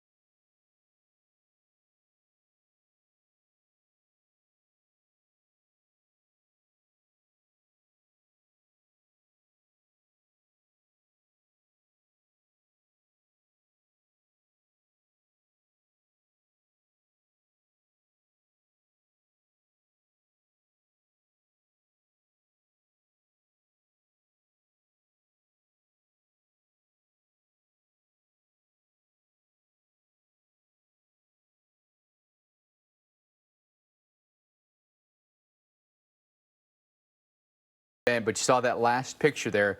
Literally everything around it is gone except that one small cinder block reinforced closet there, Alex. That, I mean, they did the smart thing. They knew exactly where to go. They went there and it saved their lives. Wasn't that the most incredible representation of how literally, you know, we say this might be the only room that's standing, and sure enough for him it was. I was stunned. But again, if you know in your home where to go, you can give yourself a fighting chance. That family is here to tell their story today. Absolutely. I mean, you look at the laundry room, the kitchen, the front porch moved. All gone. And that one room, now the whole family there. You know, he talks about how devastating it is, but ultimately the family's okay, and that's what matters. But wow. That is mind-blowing. Well done. They knew where to go and they did it, and it truly made a world of difference for them. And hopefully that now inspires somebody watching to say, okay, you know what? Let's identify our safest room in the house. Residents in Starkville, Mississippi, they actually went to the public tornado shelter during the storms. Right move. Good job, guys. You know, it's a window into our new reality because you're trying to balance sheltering in a public place, but also practicing safe social distancing. You can see many people were wearing masks, as the governor told us, and sheltering while keeping distance also a concern as we now head into hurricane season. Jim Cantori and Stephanie Abrams spoke with the nation's leading coronavirus expert about what we're going to do. Here's a preview of their conversation with Dr. Anthony Fauci this morning. Hurricane season starts on June 1st, but we've seen tropical systems develop some cases well before that. What do emergency planners need to take into consideration as they set or adjust evacuation routes for coastal communities who may have to travel through the COVID hotspots? You know, just the fundamental principles of, if possible, keeping yourself distance to avoid, if possible, more than 10 people in a crowd. If that is not feasible, to wear some sort of protective equipment across your nose and your mouth, to wash your hands as often as you possibly can. I mean, you're creating hypothetical but potentially real situations that are going to be challenging. And what you need to do is the best you possibly can. And you can hear that complete interview with Dr. Fauci tomorrow morning on AMHQ from 6 to 9 a.m. Well, still to come here on weather, we've got a lot to cover. The outside door started rattling, and you could hear the wind swirling. You could hear heavy stuff hitting the top of the outside door. We're sharing some incredible stories of survival after yesterday's deadly tornado outbreak. We're going to share those stories and recap what happened, breaking down the meteorology of it all when we come back on Weather Underground.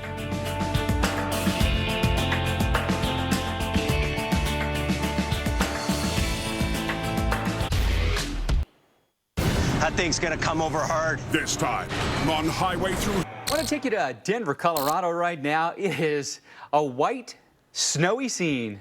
Check your calendar, folks. It is April 13th, and the snow's coming down for us right now. Temperature sits at just 22 degrees. Now, you see the roads. They're in fine shape, and for the very few cars that are out there, I don't think you're going to have any issues whatsoever. Although, we're getting the snow now. We're going to have some snow that comes in maybe later in the week as well. So let's show you a map of the country. I think it's a really interesting one. It's going to show you the locations in the country and when you peak with your snow activity. So a place like, you know, Colorado and Denver, we peak in the spring, March and April, whereas a good chunk of the rest of the country is January or February. Boy, it's this area right here, the Northern Rockies, and then the High Plains, where we watch for those late season storms. All right, here's what's going on mid to late week. We've got a jet stream dip that allows some of that cold air to spill in, that area that's highlighted in blue, whereas the warm air is down here south of that jet stream. So there's a division across the country. With that cold air coming south, with the moisture flow coming north out of the Gulf of Mexico, it's really the only two things you need to get some snow. The cold rain mixed with snow for some of you, but for others, it's just going to be plain old snow, especially on the backside of that low. Guess what? Across the northern plains and the Northern Rockies, the exact same places we just showed you where March and April snow is your peak. We might get some stormy weather on the front side in the warm sector, but we're going to get some snowy weather in that cold sector, and that could spread over the same places that just got hit by snow. So there's a look at the forecast going Tuesday into Friday. So coming now later in the week, we're going to get some snow that really builds here across Montana and Wyoming down into Colorado. There could be some spots there. I think maybe a steamboat where you could get another foot of snow, get some late fresh powder in. For Denver, more snow comes for us. Same for you maybe in a Fort Collins up toward Casper here. A place like North and South Dakota, you might largely get missed this time around where you didn't the last round. But notice this swath. It's a little bit farther south than the previous one. The one we just had went more in this direction. This one's now going a little bit flatter, so it could include portions of I-70. Look at this. Kansas City, over toward Indianapolis, Columbus, Cleveland, Pittsburgh. We're all now in a snow swath here for us, and it's getting very late in the season for some of these places to see snow. All right, Denver, coming Wednesday, we're going to have a mix, 51. Look how the temperatures fall again for us here. Wednesday night, we're at 20 with snow. Thursday and Thursday night, temperatures below freezing, so that whole time, Alex, it is snow. But it really is now starting to get a little bit late in the season to get snow like this, but here it comes again. Right. The southern side of this system, on the other hand, going to bring rain to the areas hard hit by last night's storms. Charlotte, North Carolina. Look at what the wind did to that tree in that front yard. Just split it like a toothpick, like you snap a toothpick. That's what it did to this huge tree. Now, just a little bit of the home you saw there was damaged. Luckily, nobody injured. Of course, the tree falling in a better direction for that home. So only a slight bit of damage there. But just goes to show you what these winds and what these storms are able to do to trees and other structures. Now we talk about the end of the week rain, the rain that's coming. There's our light snow and rain that spread eastward. The leading edge will be rain. The south side will also be rain. So areas north of Kansas City, that's where I think we're looking at the rain-snow mix. Rain showers around and south of Kansas City. Rain into Oklahoma City by Thursday night, southern parts of Illinois and Indiana, and also getting into south central Ohio as well. By Friday, you can see a good chunk of the mid-Atlantic getting back into, say, southern Missouri, southern Indiana, southern Illinois, still dealing with at least some rain showers. Not a huge, heavy rain, torrential downpours, nothing like that. I think where we could see a little bit in the way of steadier rain would be across sections of West Virginia and then north of the I-64 corridor there in the state of Kentucky. By Friday night, now we've got rain and snow taking over in a place like Morgantown, West Virginia. South of there, Charleston, Beckley, you've got rain showers. We've got rain for most of the state of Virginia, save for maybe the far northern stretches of that I-81 corridor. Rain showers into New York City, Philadelphia, and the entire state of Delaware getting in on some rain showers. Saturday, a mid-Atlantic, we're going to keep it on the soggy side with a little Appalachian rain-snow mix, and parts of southwest PA getting in on some light snow showers. Again, everything will be fairly light in nature, not looking at any really heavy, widespread, particularly persistent downpours. Washington, D.C., we've got afternoon showers moving in Friday. That'll stick with us Friday night. Friday night, your best chance of maybe the steadier rain. Saturday, just some morning showers and some showers late Saturday night. There will be plenty of breaks in between. You can see, though, temps will be cool with the rain. Mike, 42 and rain, that's going to make for really good sleeping weather. Yeah, for sure, for a lot of folks, right? Hey, up next on the Weather Channel, I want you to stick around. We're going to take you to Chattanooga, Tennessee, where we're hearing some absolutely amazing stories of survival after a powerful EF3 tornado hits last night, including from a man who was sitting in his living room when the twister ripped his home to shreds.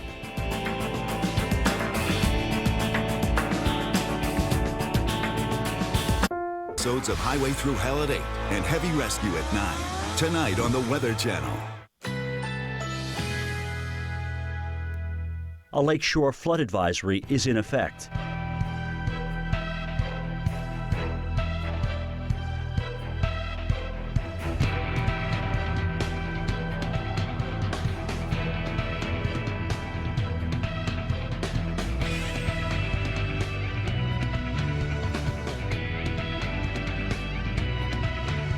Tonight, partly cloudy and windy, low 29. Winds could occasionally gust over 40 miles per hour.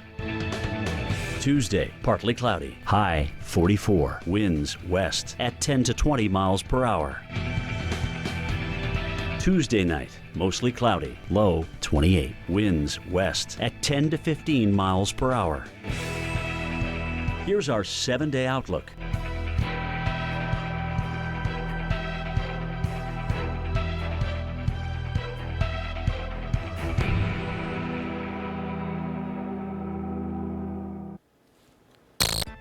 Well, we know that the weather can be amazingly beautiful, but there's another side, a destructive force that kills thousands of people each and every year. On a new episode of World's Wildest Weather on a special night, a family who was on their way to help others ends up becoming the victims of flash flooding. It's September 2018. Hurricane Florence has ravaged the North Carolina coastline. Helping with the response are mother and son Chris and Gail Rogers, who drive 200 miles with a rental truck full of supplies. As they reach Wilmington, Gail and Chris suddenly realize that they're driving into danger. As I got into the water a little bit, I realized that I can't see the road. All I can see is glimpses of yellow lines here and there.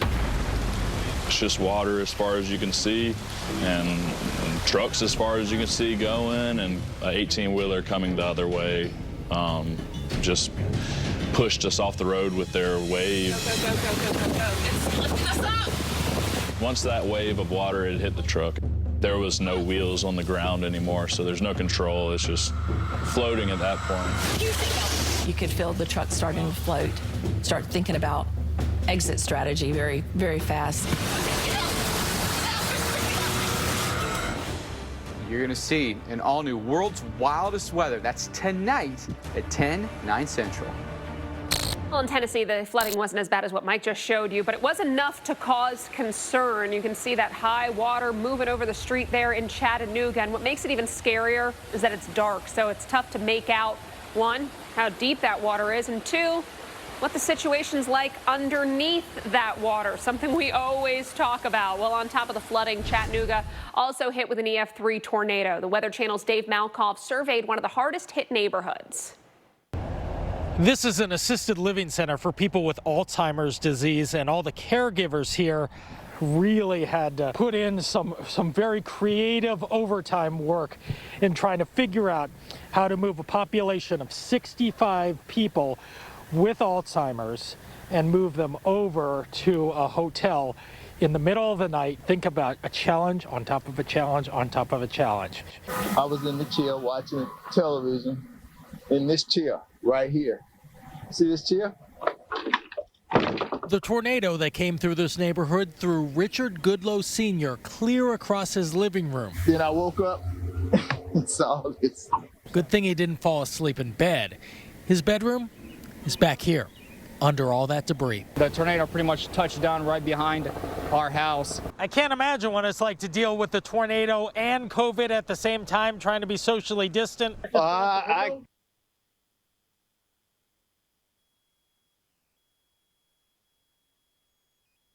Slammed right into the kids' playground. She's going to be coming to school here next year, and I don't know, that the roof's gone, everything's gone on that. The wife told me this morning, we're looking out the window, she's like, the roof's missing, and I'm like, no. And one more unusual thing that I noticed in this home right here, look at these little backpacks hanging on the wall. The walls are down, but the backpacks are still there, presumably because the school that you saw is right across the street. First, they weren't able to go to school because of COVID-19, and now the school itself is gone because of the Easter tornadoes for 20. I'm Dave Malkoff, the Weather Channel in Chattanooga, Tennessee. Really stunning stuff, and some very, very lucky people there, that's for sure. So what happened over the weekend, and where do we stand when it comes to tornadoes this year?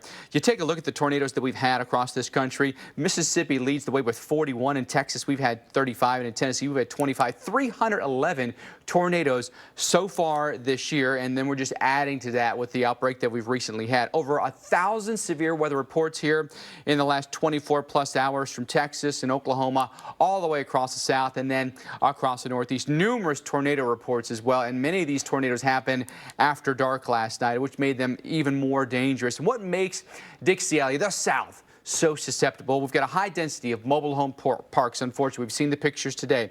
We've got a lot of forest. It's heavily forested, reduces the visibility. We have more nighttime tornadoes, which happened yesterday. And we have a large population, growing elderly population across the South as well. All of these factors play into our susceptibility across the South. You take a look, by the way, at early April, where we tend to get our greatest tornado concentrations. Yes, Dixie Alley is in there, but as we go through the season, May and then into June, notice how the greatest threat starts to migrate its way toward the plains now, whereas Dixie Alley, yes, we get them, but not nearly the threat that we are now. So April tends to be our peak, Alex, but hopefully now as we go later in the season, it transitions away from the southeast. Need a break for sure. Absolutely. Well, coming up next hour on Weather Underground, after a frightening weekend across the south, we're watching damaging winds moving through parts of the east. We'll tell you who's at risk and for how long. The south. Oh yeah. Large tornado. Look at the inflow over here. Oh, you can see it. It's ripping stuff up right here. Debris. It was a frightening Easter Sunday for millions of people, and the most tornado warnings issued within a 24-hour period in 8 years. The destructive scenes that were left behind, absolutely heartbreaking. At least 24 people now killed, hundreds of homes and businesses damaged or destroyed. We've got the very latest for you from the hard-hit areas, including stories of survival as people rode out the storms. This is one of the things that made us want to buy the house, hoping we'd never have to use it. And 6 months into living here, we had to put it to use. I say everybody needs a safe room. We're going to discuss why having a safe room can mean the difference between life and death. Plus, strong winds battering the northeast right now. We'll show you where damage and widespread power outages are ongoing and what you can expect in the hours to come. It's all next on Weather Underground. Hey there, welcome into this Monday afternoon show. I'm Alex Wilson. Hi everyone, I'm Mike Bettis. Dr. Rick Knapp also joining us this evening. We're going to start though with what turned out to be a very sad and deadly Easter tornado outbreak, and it was just alarming for so many states, Alex. Yeah, it was some scary video to show you off the top of the show.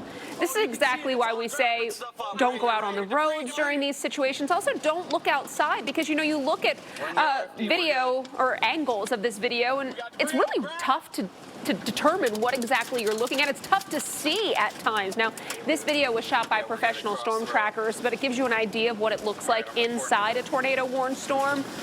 You can see how quickly conditions deteriorate. You can see how difficult it is to see, even just a couple feet in front of you at times. Look at the wind just blowing those trees sideways.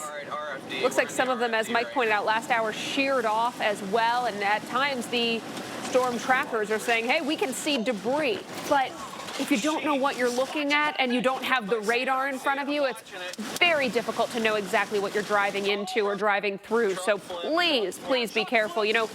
Once these storms move through, now we've gotten daylight this Monday, and we're getting a look at some of the damage that was caused across the state of Mississippi. This is the town of Bassfield, Mississippi, and you can see widespread tree damage and plenty of building structural damage as well. We know 4 people killed here in Jefferson Davis County from this tornado, but you can see people's homes, other debris just littered across the landscape, cars turned on their side, trees ripped from the ground or sheared right off. And here's what else we know right now. At least 30 people were killed across 4 states, making the Easter tornado outbreak the deadliest severe weather event of the year. National Weather Service storm surveys so far confirm at least 26 tornadoes across 7 states, including 3 violent EF3 tornadoes. The governors of Georgia and Mississippi have already declared states of emergency following last night's damaging storms. Those storms still ongoing for us right now. Blustering and raw for us in the northeast, and that's a live look at Boston for us. We've got high winds that are going to be an issue through the evening and overnight. Winds will gust more than 40 miles an hour, and we've got high wind warnings that are in effect, not to mention we're having real-world impact from those winds because power outages just ticking up for us today. We know that yesterday's severe weather outbreak caused quite a few power outages across the south, but I want to point out that we're now starting to see them tick up across the northeast. Notice Massachusetts, we've got 93,000 without power, 78,000 customers in New York without power, and ongoing issues for us in the south, and it could be some time before they get everyone back online there. Look at these storm reports, all these blue dots on the map, high wind reports across the northeast, numerous here, a lot of places where the winds gusted over 60 miles an hour.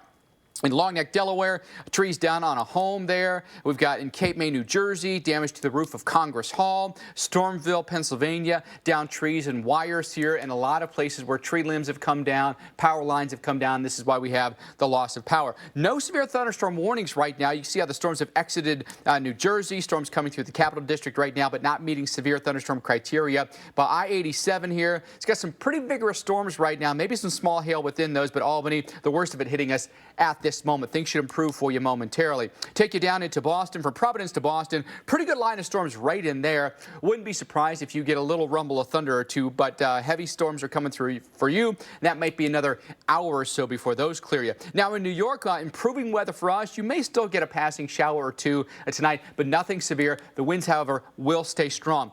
Good news for you in New Jersey, in the Delmarva. Those storms are now off the coast here, and you're looking much, much better. And the really cold air is going to start to filter back in, but that's more stable air. That means we're going to take away the severe thunderstorm risk.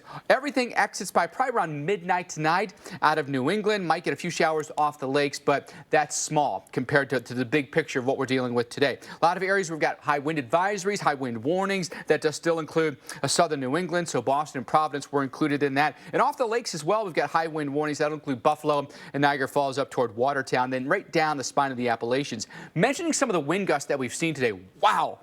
Island Beach State Park in New Jersey, 82-mile-per-hour winds measured here. Glen Burnie, Maryland, 72, 68 in Baltimore, 61 at Islip. So they have been howling today. Not to mention just the overall synoptic scale wind that we're getting out of this. 47 your gusts right now in Boston. Will gust over 40 in New York throughout the evening. We just got a really potent atmosphere right now. Look at the winds tonight. They could go as high as 50 to 60 for us in Boston. So I wouldn't be surprised to see potentially a few more sporadic power outages and then a screaming wind that comes in from the west for the interior Northeast. Boston, there's your forecast. Rain wraps up tonight, but notice those winds stay very gusty for the remainder of the evening, Alex. I want to take you back to hard-hit Mississippi, where 11 people were killed across 6 counties in the state. Here in Soso, Mississippi, an elderly woman died in what's been preliminarily rated an EF2 tornado. A second person in this county also died in the storms. And tornadoes, as we know, tore through 18 counties, so across the state, leading to widespread damage. And earlier, we had a chance to speak with Mississippi Governor Tate Reeves about how his state is recovering. One of the challenges with many of these storms that came through yesterday, particularly the two tornadoes that hit in Jones County, which is the county that encompasses the area of Soso. One of the real challenges, they occurred late in the afternoon, and so by the time they were out and the weather was safe to get in, it had become dark, and so it's very hard to do search and rescue. It's very hard to cut your way through roads during the nighttime hours. We did that, but our search and rescue efforts have been ongoing all day today. We believe that the number of those that are injured are going to continue to rise. We have confirmed 11 deaths in Mississippi, and we believe approximately 12 tornadoes. So it's very, very horrific on a Easter Sunday. And leading into this, given the current situation ongoing with the coronavirus, I know you guys were opening up your storm shelters. Did you find that less people came out, or were people taking advantage of those shelters being open? Well, that's one of the things that we spent a lot of time discussing over the last several months, is given the coronavirus situation and our efforts to mitigate the spread of the virus, did it make sense or not make sense? And different states have taken different approaches. We made the decision that saving lives on the front end was the right approach, and so we did open not only our safe rooms in numerous counties, but also shelters where it made sense. We did everything we could to maintain social distancing, to make sure everyone had masks, gloves, hand sanitizer, etc. But we had a good number of people. They said we had almost 60 people in the safe room in Jones County, for instance. And so we had a large number of people that recognized the dangers that existed and came out and actually took care of themselves. And now many folks are out trying to take care of themselves, their own homes, but also their neighbors as well. And Mississippi, by far the hardest hit state in terms of the number of deaths, but these storms span some 1,300 miles. So other states also, unfortunately, got in on the destructive nature of them. One of the first reports of widespread damage actually came out of Monroe, Louisiana. Here, officials say 200 to 300 homes were damaged. You're just looking at that neighborhood street where debris is littered all across the yards. And the outbreak also brought dangerous winds. You can see how strong those winds were in Argo, Alabama. Look at that. Those trees barely able to remain upright. We had large trees taken down all across sections of the southeast, even into the east. And, you know, as that powerful line of storms moved into the state of Tennessee, the town of East Chattanooga was hit hard. The National Weather Service said this caused by an EF3 tornado. You're getting a look at just some of the damage there. Also, buildings just obliterated in Chatsworth, Georgia. Looks like it exploded. I mean, goodness, you can see large debris, but also very small debris just everywhere. Tough to even discern what exactly we were looking at, but you can see people's belongings, furniture, all across the landscape here in North Georgia. And debris piles everywhere in Hampton County, South Carolina, after a suspected tornado tore through that county.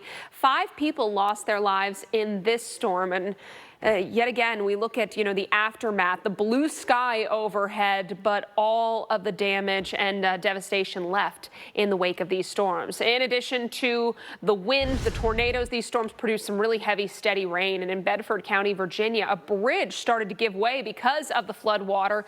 This driver climbed on top of the roof of his van, was safely rescued by emergency responders there. Very lucky situation, though, for him. But Dr. Knabb, southeast, getting into the mid-Atlantic, the northeast as well, all saw some really huge storms out of this system. Yeah, it's amazing how the atmosphere works in terms of it being driven by these large-scale systems, and then it ultimately leads to small-scale, powerful, and destructive and sometimes deadly weather phenomena. And we saw all kinds. And it really started last week. We saw the ingredients coming together. Now watch at the beginning of this loop. There's our swirl that sat over California all week, and when it finally ejected out over the weekend and accelerated, it was in here that energy led to the destabilization of the atmosphere down here, the wind shear in the atmosphere to create the supercells, and the supercells to create the tornadoes. And it generated a very strong surface low that's now impacting the Northeast. So definitely a coast-to-coast weather system that has impacted areas from California into New England. Now, let's take a look at the radar and go in time with the storm reports. And you're going to see on here reports of wind damage and high winds and hail and flooding and tornadoes along the way. So here we are Sunday morning.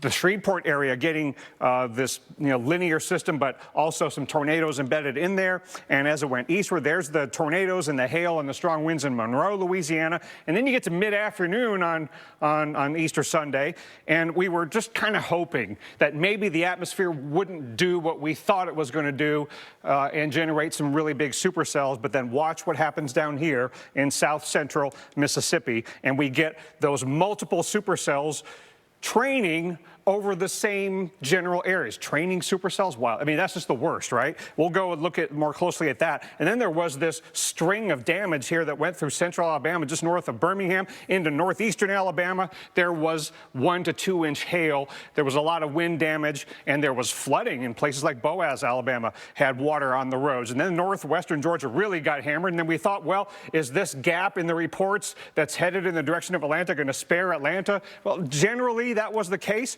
But we did have that tornado on the southwest side near the airport. We had all that really severe weather there between Atlanta and Macon, and then places like Cartersville, Georgia, getting a severe thunderstorm that then led to a tornado that turned deadly because of the tree falling on the home. And then there at Greenville, South Carolina, and Seneca, South Carolina, getting the tornadoes and the strong winds. And we even had flooding, a flash flood emergency in Boone, North Carolina, in the Appalachians out of all this. So we had all the hazards in play, and we're still dealing with what has happened. I mean, just look at the scope of all of this, Mike. And those 2 supercells in south central Mississippi, you don't see anything like that very often, thankfully.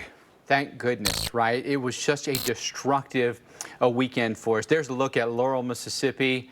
Yesterday's event significant. You see what the damage looks like. Some homes had roofs ripped off. Some homes were just smashed, trees taken down, power lines taken down.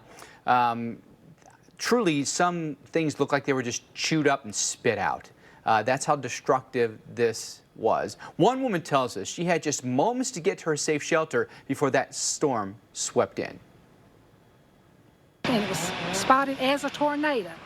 And I gathered up what few things I could, because that was about 4:45 then. I run across the road to where a storm pitch is, and I was in there about 5 minutes, and it come across. What were you hearing when it happened? It was the calm before the storm, right before it happened.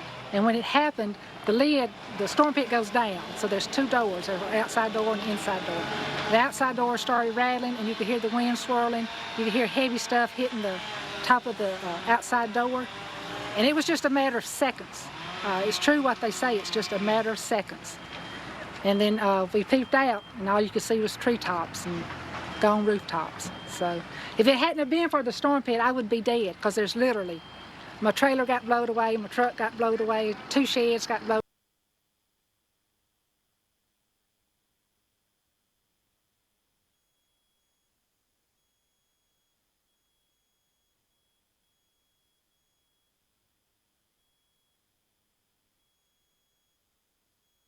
South, unfortunately, we're kind of predisposed to being victims of severe weather. You look at the number of deaths that we've had with yesterday's tornadoes. 30 people were killed, 4 with fallen trees, 9 in mobile homes, structure collapses, several still to be determined. But those mobile homes, boy, she said it, her mobile home was gone. If she hadn't been in that shelter, she'd have been dead, right? You take a look at the guidelines that we talk about sheltering.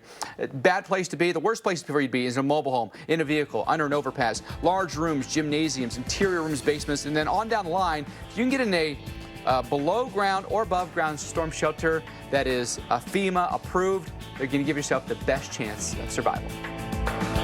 We love the new apartment. The natural light is... Oh, boy. With all new episodes of Highway Through Hell at 8 and Heavy Rescue at 9. Tonight on the Weather Channel. A lakeshore flood advisory is in effect.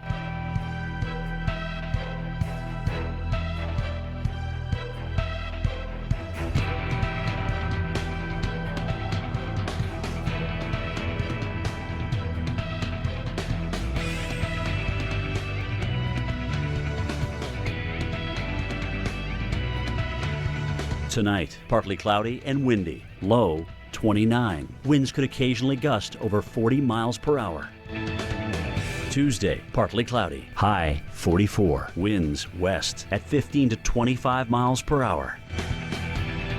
Tuesday night, partly cloudy skies, low 28. Here's our 7-day outlook.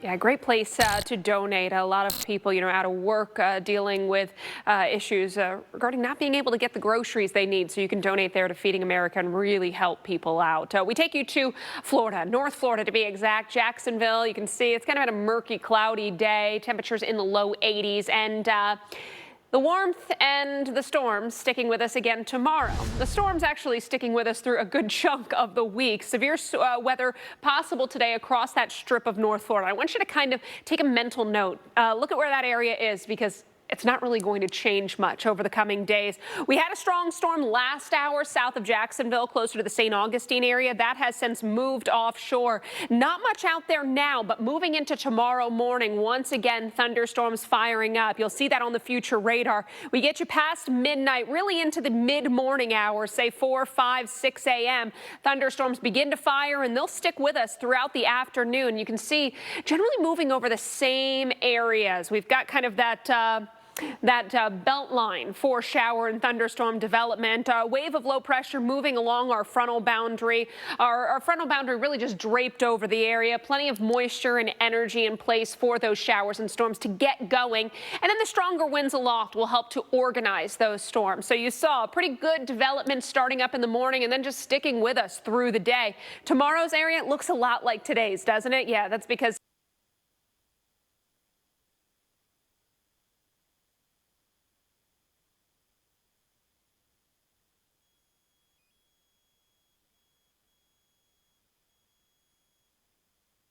Tense moments as a police officer opens his door, steps out, Walking there, then seconds later, a passing car hits it, takes the door right off.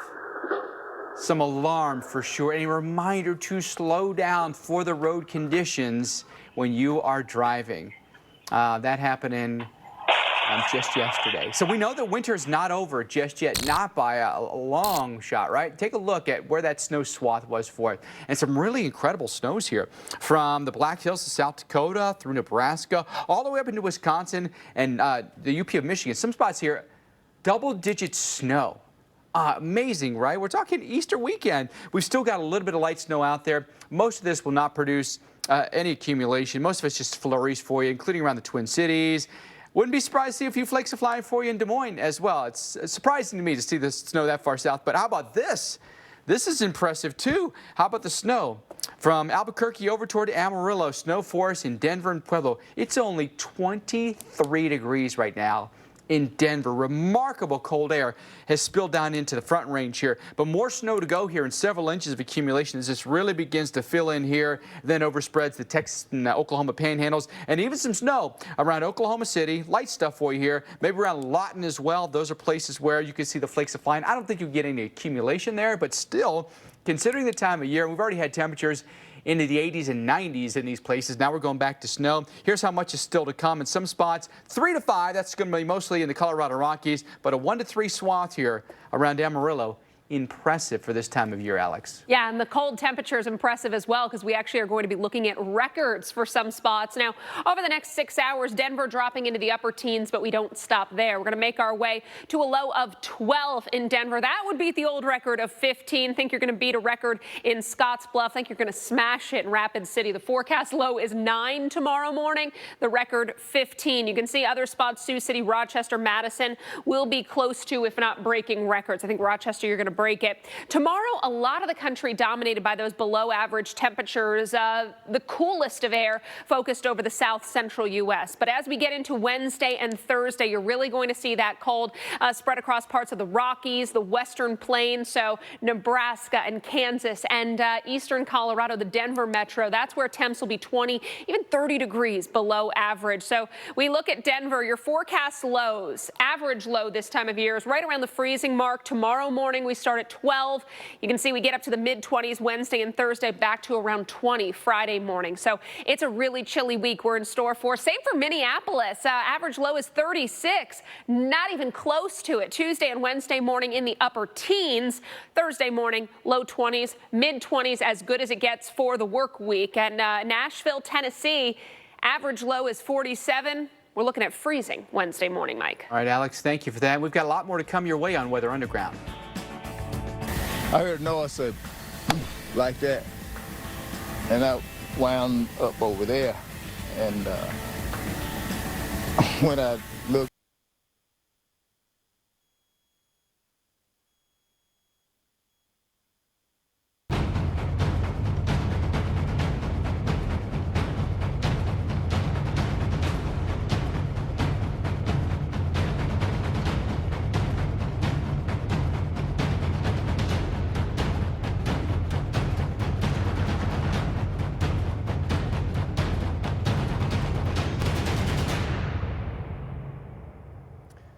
Well, new information continues to come into the Weather Channel about yesterday's tornado outbreak across the south. I'm Mike Bettis. We're going to update you on the new details as they come in here on Weather Underground, but it's something we talk about a lot here on the Weather Channel. There's always severe storm potential in the forecast, and when there is, the safest place you can go is your shelter and have a plan for how to get to it. In Laurel, Mississippi, one family safe room was the only thing protecting them from the deadly tornado that raged just outside. We talked with them this morning on AMHQ. Hear now how it went in their own words. About 4 o'clock, I got on Facebook and started watching our local weather. And I seen that the tornado had hit Bassfield, and I seen a bunch of debris on the radar. They said it was getting closer, and my radio started going off for a tornado emergency. I thought it was pretty serious. So I got off my couch, walked to my front porch, looked. I seen it coming, heard it coming. Told my wife, I said, get the kids, get them in our safe room. It's right here behind us. And I got a pillow there and one more pillow in there. And by the time I got back around, I heard it. After I got back in there, I said, it's here. She said, what's all that noise? I said,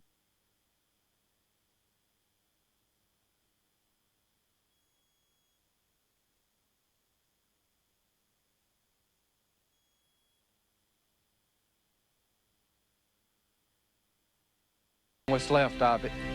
That yellow thing was a swing set we had sitting over this for our babies to swing on.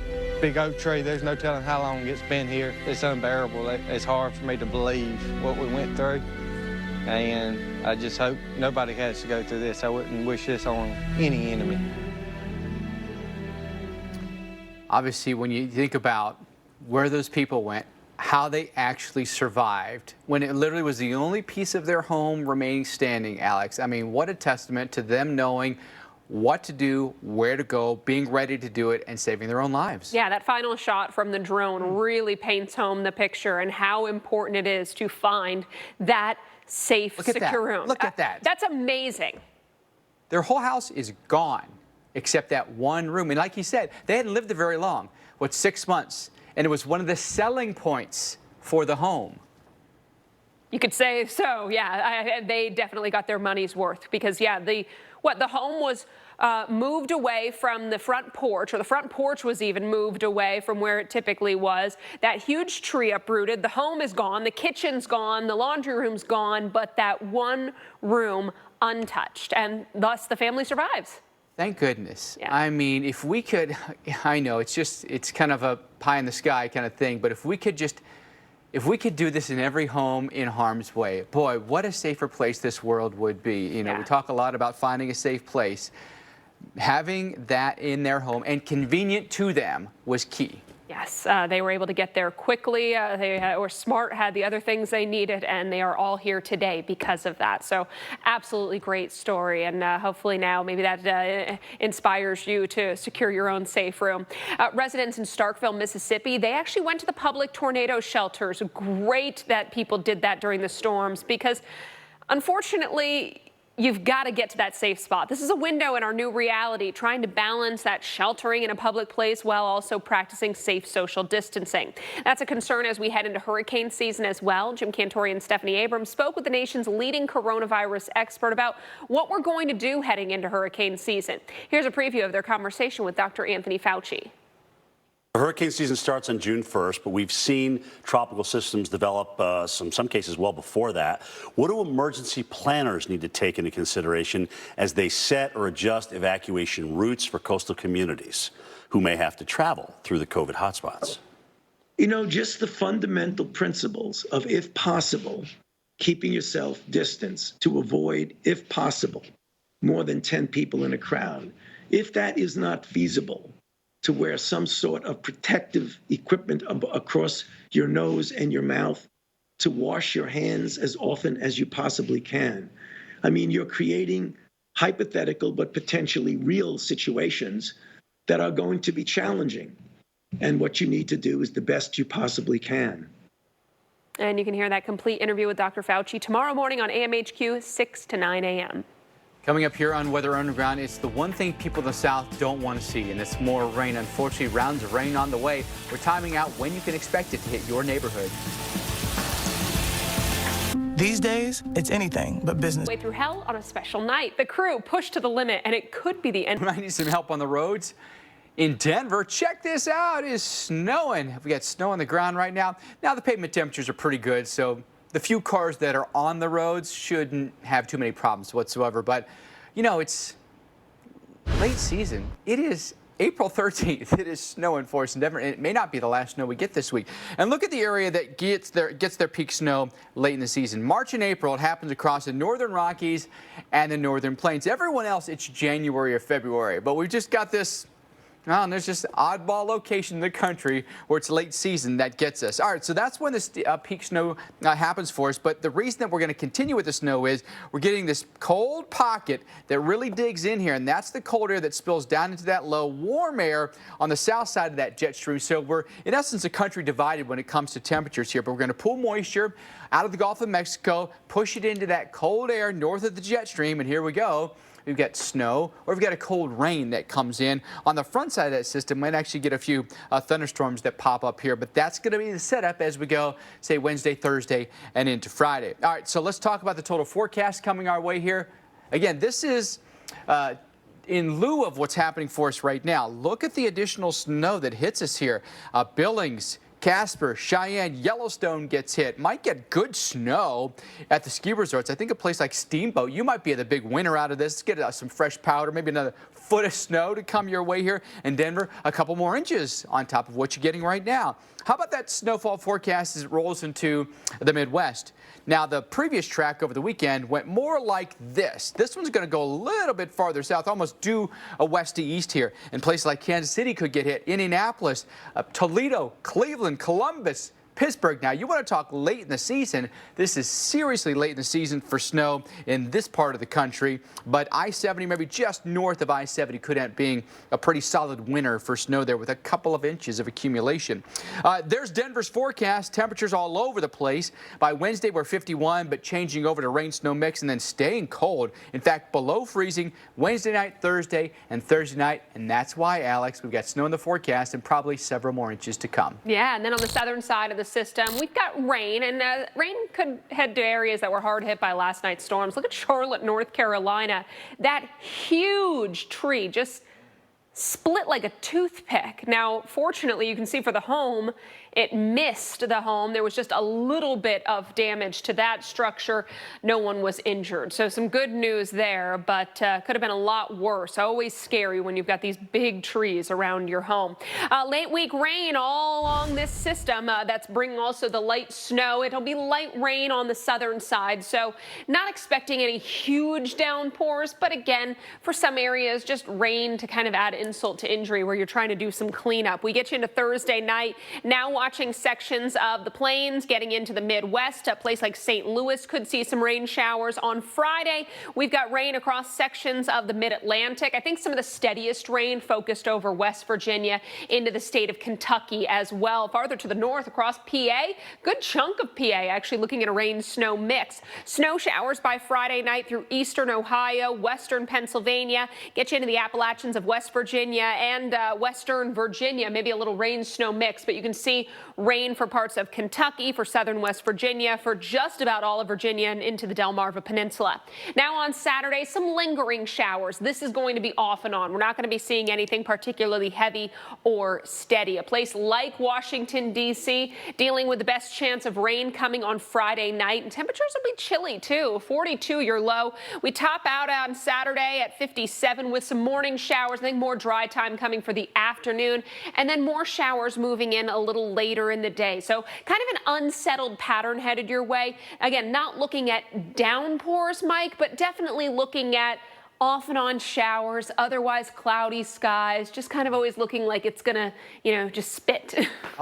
The entire time, too, yeah. Right? Alex, thank you. Time now for a look at the big picture forecast, watching for the wind across the Northeast. Some places have gusted over 80 miles an hour. High wind warnings for a place like Buffalo and Boston. Your winds could gust over 50 for the remainder of the evening. Now, tomorrow, you're going to clear out in the Northeast. I think a pretty pleasant day. Still maybe a little breezy, but 56 in Boston, 58 in D.C. Loving Atlanta to New Orleans to Corpus Christi. Temperatures in the 70s with sunshine.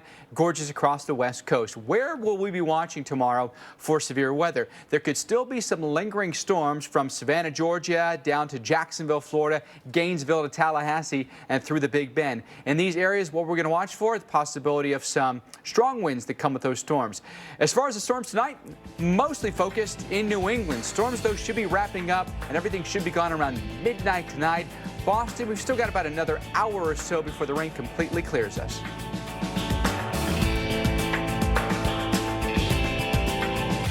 The Big Picture, brought to you by the UPS Store.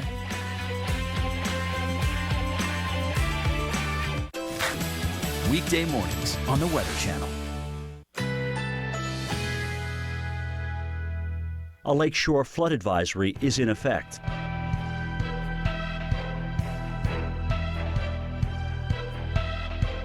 Currently in our area, 43 degrees under sunny skies.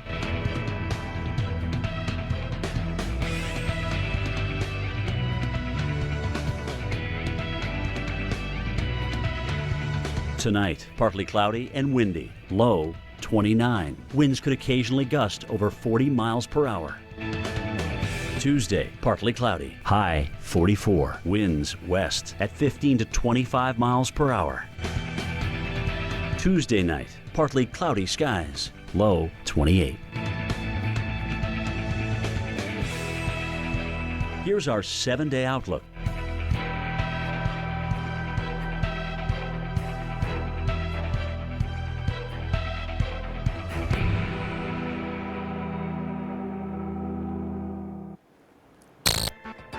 We know that weather can be amazingly beautiful, but there is another side, a destructive force that kills thousands of people each year.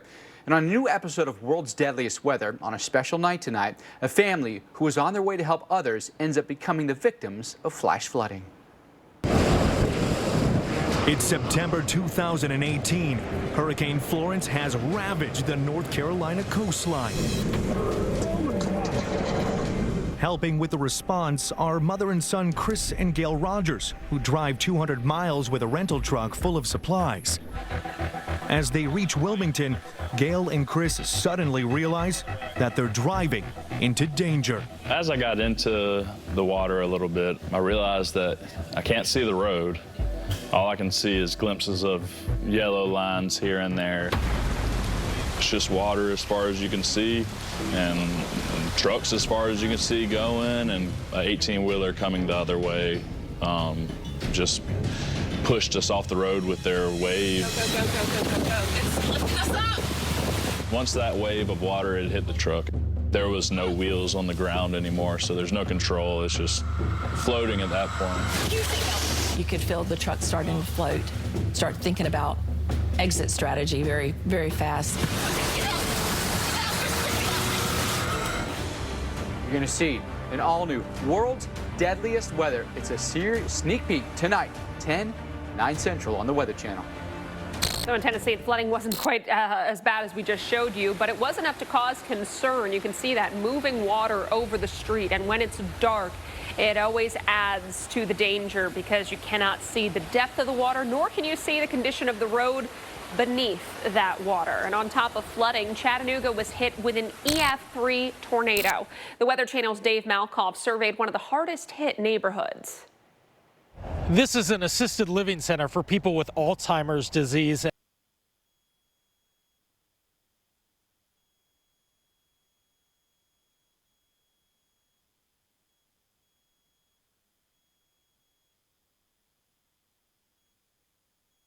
To a hotel in the middle of the night. Think about a challenge on top of a challenge on top of a challenge. I was in the chair watching television in this chair right here. See this chair? The tornado that came through this neighborhood threw Richard Goodlow Sr. clear across his living room. Then I woke up and saw this. Good thing he didn't fall asleep in bed.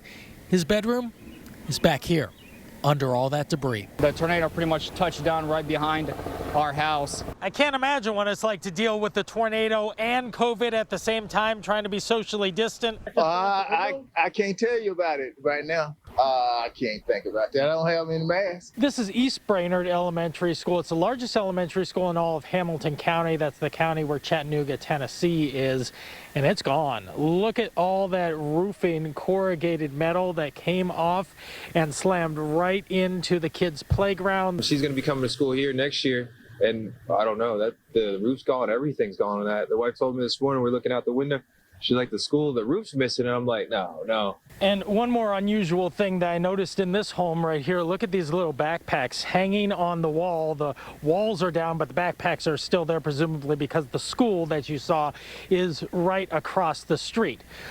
First, they weren't able to go to school because of COVID-19, and now the school itself is gone because of the Easter tornadoes for 20. I'm Dave Malkoff, the Weather Channel in Chattanooga, Tennessee.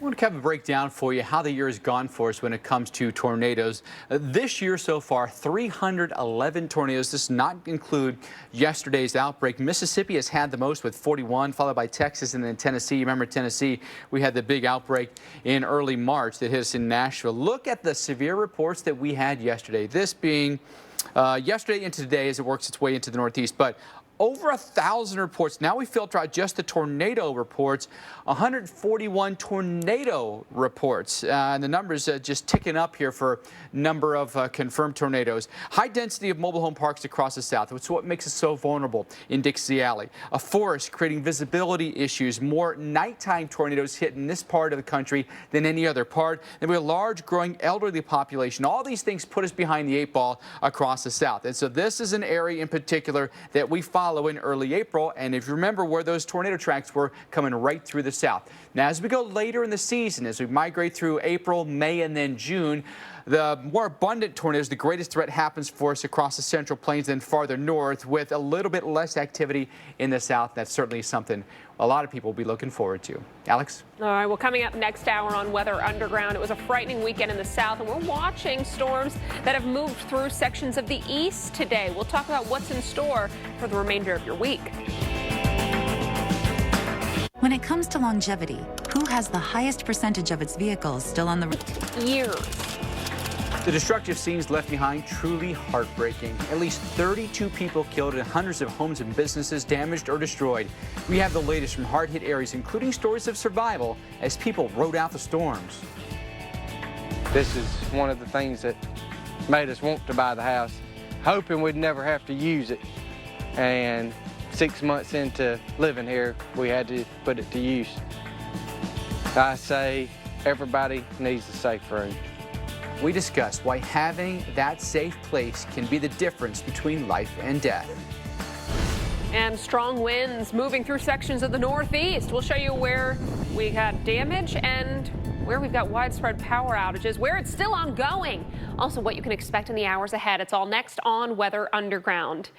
Happy Monday to you. Welcome into Weather Underground. I'm Alex Wilson. And I'm Mike Bettis. Dr. Rick Knabb also joining us this evening. We're going to start, though, with what sadly turned out to be a very significant, deadly tornado outbreak on Easter Sunday, and scary video to show our folks at home, Alex. Yeah, you know, this gives you some kind of sense of what you're looking at when you're out and about. Now, these are professional storm chasers, but if you're not equipped with the radar, you don't know where you're going, you're not familiar with the area, you're out on the roads, this is what you might be seeing. It's very, very difficult to distinguish what we're looking at. At times, you can hear the storm trackers say, oh, there's debris, or oh, there's the tornado. Other times, it's obscured. Very, very scary stuff. This is Brooksville, Mississippi, one of the communities that was hit by a tornado yesterday. The wind just blowing those trees sideways. Other areas you get into, you can see it looks like the trees have already been sheared off by a storm. But this is why we don't want you out on the roads. This is why we say don't go out and try to look for the tornado, because it may be very, very difficult to see. After the storms didn't move through, we got a sense of just how much damage they did. This is Jefferson Davis County, and you're looking from above. At least 4 people were killed in this county from Sunday's likely tornado there, and you can see all of the damage and destruction that it left in the wake. You know, sadly, we have these storms roll through and then blue sky overhead in a lot of cases. So while it has been drier out there now, you know, we've got a lot of work to do. And here's what else we know right now. At least 32 people killed across 6 states, making this Easter tornado outbreak the deadliest severe weather event of the year. National Weather Service storm surveys so far confirm at least 27 tornadoes across 8 states, including 3 violent EF3 tornadoes. 2 of them struck in South Carolina, the first EF3s in 11 years for that state. Both the governors of Georgia and Mississippi have declared states of emergency following last night's damaging storms. We still have ongoing issues with the weather tonight as the system's finally exiting, but blustery weather moving through Boston, and the power outages just keep going up for us in Massachusetts. That's a live look at the city right now. Winds have been gusting 60 plus in a lot of locations continuously throughout the day today. And as we alluded to, from yesterday into today, we've had about 1 million people lose power. We're now standing at about 986,000 customers across the country without power. But want to notice what's at the top now. It's now Massachusetts, also New York in the Northeast. It's got a high number of people without power, but huge area here from Texas all the way up to Maine where we're dealing with power outages, Michigan included as well. Let's talk about the storm reports we've had today. Numerous high wind reports, a couple of hail reports around D.C. and Baltimore, but almost all the reports we've had today have been because of high wind. Long Neck, tree down on a home in Long Neck here because of the winds that happen in Delaware. Then we take you up to the southern tip of the Jersey Shore. Cape May had roof damage of Congress Hall there. Stormville, Pennsylvania, down trees on wires here. So that's the kind of issue you're going to see maybe for the remainder of the evening. Even after the rain ends, you might still have very, very strong winds. As far as severe thunderstorm warnings, they've all expired now. Nothing still in existence. Storms are off the Jersey Shore now. Storms rolling through Massachusetts, Vermont, New Hampshire, and up through Maine. Springfield to Greenfield, we've got some pretty good rain here. Keene and up toward the Rutland area. Worcester, we're getting hit right now. The storm's coming through Providence and Boston tonight. Winds have been very gusty here, and power outages, as we mentioned, continue to climb for us across Massachusetts. Great news for you, though, here in the Delmarva. Look how we're starting to clear out in the Jersey Shore right now. Much improved weather. Here's the bigger picture, and watch this all spiral out over the next couple of hours. I think around 11 o'clock, midnight tonight, everything is gone and much calmer weather for us overnight tonight. At least no more rain. Winds might still be a little breezy out there, and they'll continuously back down through the day tomorrow, but still high wind warnings. Coastal Massachusetts, down east to Maine. We've got issues off the lakes as well where you have less friction over the water there. And so Buffalo, Niagara Falls up toward Watertown, those are all areas where you can have some high winds for the remainder of the night. Look at some of these winds. Island Beach State Park in New Jersey, wow. 82-mile-per-hour winds today, 72 Glen Burnie, Maryland. Baltimore gusts to almost 70 miles an hour. We've had issues there with some damaged trees and roofs. We've also had some issues with power outages. Very gusty winds still. 31 in Boston, gusting to 41. Bangor, our gusts here to 33. Still stays very, very windy overnight tonight. Strong wind coming out of the south here. But as we go through the day tomorrow, again, still breezy, but the really violent winds start to back off for us here. So I think a lot of those high wind warnings and advisories might be lifted, Alex, but still very breezy tomorrow and cooler weather tomorrow. So it's an uncomfortable day. Yeah, definitely. I want to take you back to hard-hit Mississippi, where 11 people were killed across 6 counties in the state. You're looking at Soso, Mississippi. This is where an elderly woman died in what's been preliminarily rated an EF2 tornado. A second person in the county also died in the storms. And as those tornadoes made their way through 18 counties across the state, it left widespread damage in its wake. Earlier, we had a chance to speak with the Mississippi governor, Tate Reeves, about how his state is recovering. One of the challenges with many of these storms that came through yesterday, particularly the two tornadoes that hit in Jones County, which is the county that encompasses the area of Soso, one of the real challenges, they occurred late in the afternoon, and so by the time they were out and the weather was safe to get in, it had become dark, and so it's very hard to do search and rescue. It's very hard to cut your way through roads during the nighttime hours. We did that. But our search and rescue efforts have been ongoing all day today. We believe that the number of those that are injured are going to continue to rise.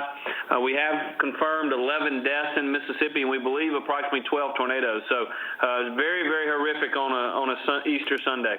And leading into this, given the current situation ongoing with the coronavirus, I know you guys were opening up your storm shelters. Did you find that less people came out, or were people taking advantage of those shelters being open? Well, that's one of the things that we spent a lot of time discussing over the last several months, is given the coronavirus situation and our efforts to mitigate the spread of the virus, did it make sense or not make sense? And different states have taken different approaches. We made the decision that saving lives on the front end was the right approach, and so we did open not only our safe rooms in numerous counties, but also shelters where it made sense. We did everything we could to maintain social distancing, to make sure everyone had masks, gloves, hand sanitizer, etc. But we had a good number of people. They said we had almost 60 people in the safe room in Jones County, for instance. And so we had a large number of people that recognized the dangers that existed and came out and actually took care of themselves. And now many folks are out trying to take care of themselves, their own homes, but also their neighbors as well. And Mississippi was by far the hardest hit state in terms of the number of deaths. But the storms themselves spanned some 1,300 miles, so a lot of real estate affected. One of the first reports of widespread damage, if you're watching early in the day, came out of Monroe, Louisiana. Here, officials say 200 to 300 homes were damaged. Here, you're looking at one of the neighborhoods. Now, the outbreak also brought dangerous winds with it. You can see how strong the winds were here in Argo, Alabama. Lots of wind damage coming in across sections of the southeast. And as that powerful line of storms moved into the state of Tennessee, it decimated a neighborhood in Chattanooga. There, the National Weather Service saying this was an EF3 tornado that did this damage. Buildings also obliterated in Chatsworth, Georgia. Looks like a bomb went off. Debris everywhere. Trees sheared.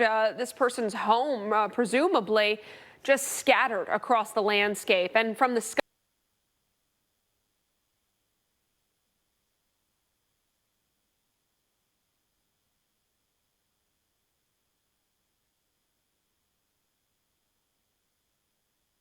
to that home and some of the surrounding areas, like that area of trees. Well, the storms, in addition to the wind, the tornadoes produced some heavy, steady rain. In Bedford County, Virginia, a bridge started to give way because of flood water. So the driver had to climb on top of the roof of his van. Luckily, was safely rescued there by first responders, but had to be a very scary few moments for him while he waited rescue there in Bedford County. Dr. Knapp, you were here during the storms yesterday, and this storm system was so potent. I mean, we were watching this for days leading up to it, knowing what it was capable of. And it unfortunately lived up to what we expected, and it brought all the hazards that we thought it would in terms of the tornadoes and the winds, but also the large hail and the flooding rains. It was just all on the table, and it delivered, unfortunately. And it's an Easter Sunday we won't soon forget. And it started early, and it was bad from the beginning in the Shreveport area, for example,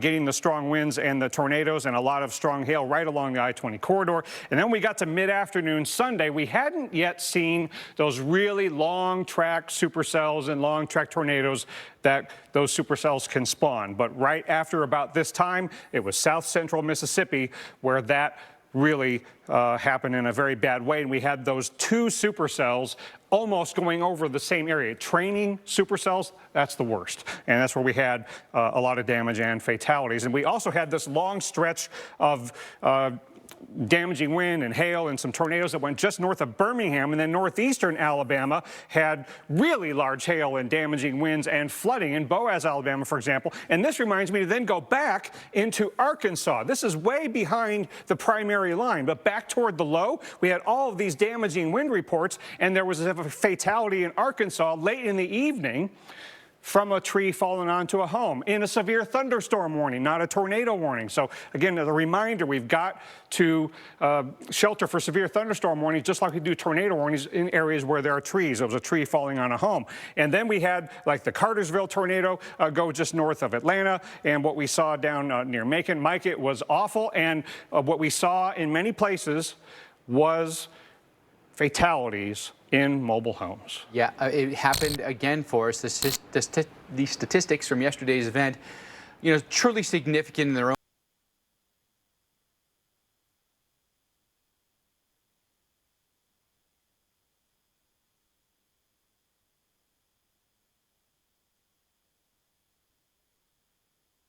In some places, hardly anything remains of these homes. One woman tells us she had just moments to get to her safe shelter before that storm swept in.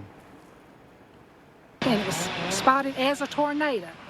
And I gathered up what few things I could, because that was about 4:45 then. I run across the road to where a storm pit is, and I was in there about 5 minutes, and it come across. What were you hearing when it happened? It was the calm before the storm, right before it happened. And when it happened, the storm pit goes down. So there's two doors. There's an outside door and an inside door. The outside door started rattling, and you could hear the wind swirling. You could hear heavy stuff hitting the top of the outside door. And it was just a matter of seconds. It's true what they say, it's just a matter of seconds. And then we peeped out, and all you could see was treetops and gone rooftops. So if it hadn't have been for the storm pit, I would be dead, because there's literally My trailer got blowed away, my truck got blowed away, 2 sheds got blowed away, 4-wheeler got blowed. I mean, they're just literally gone. So the storm shelter did save my life and my grandson.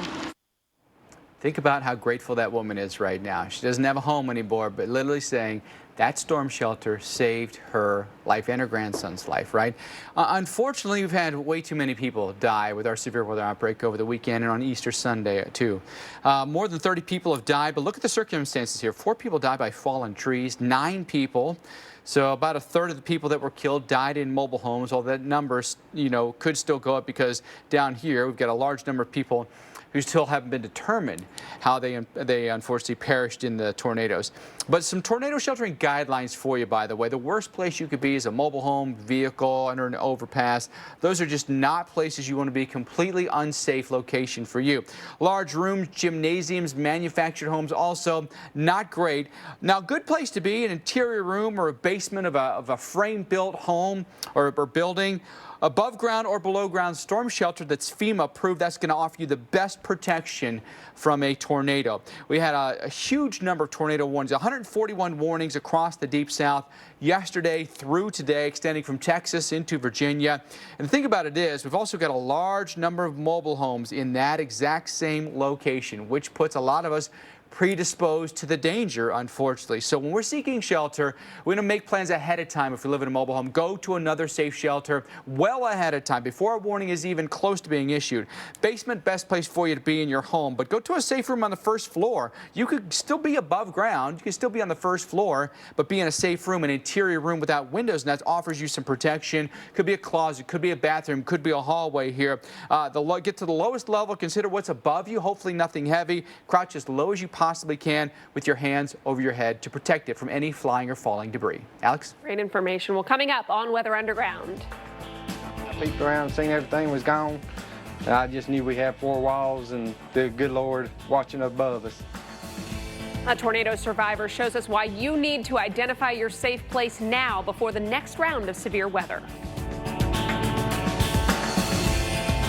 You may not see them, but your itchy eyes know they're out there. Thousands of allergens in each cubic yard of air. No wonder you rub your eyes hundreds of times a day. But now, relief is just one drop. Oh, boy. With all new episodes of Highway Through Hell at 8 and Heavy Rescue at 9. Tonight on the Weather Channel.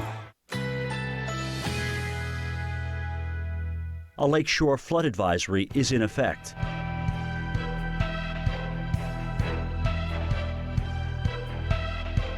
Currently in our area, 42 degrees under sunny skies.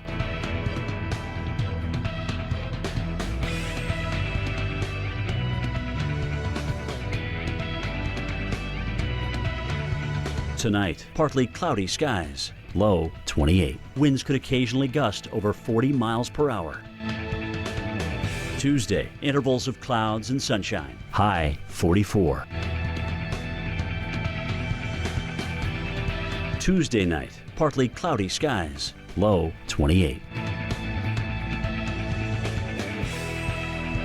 Here's our 7-day outlook.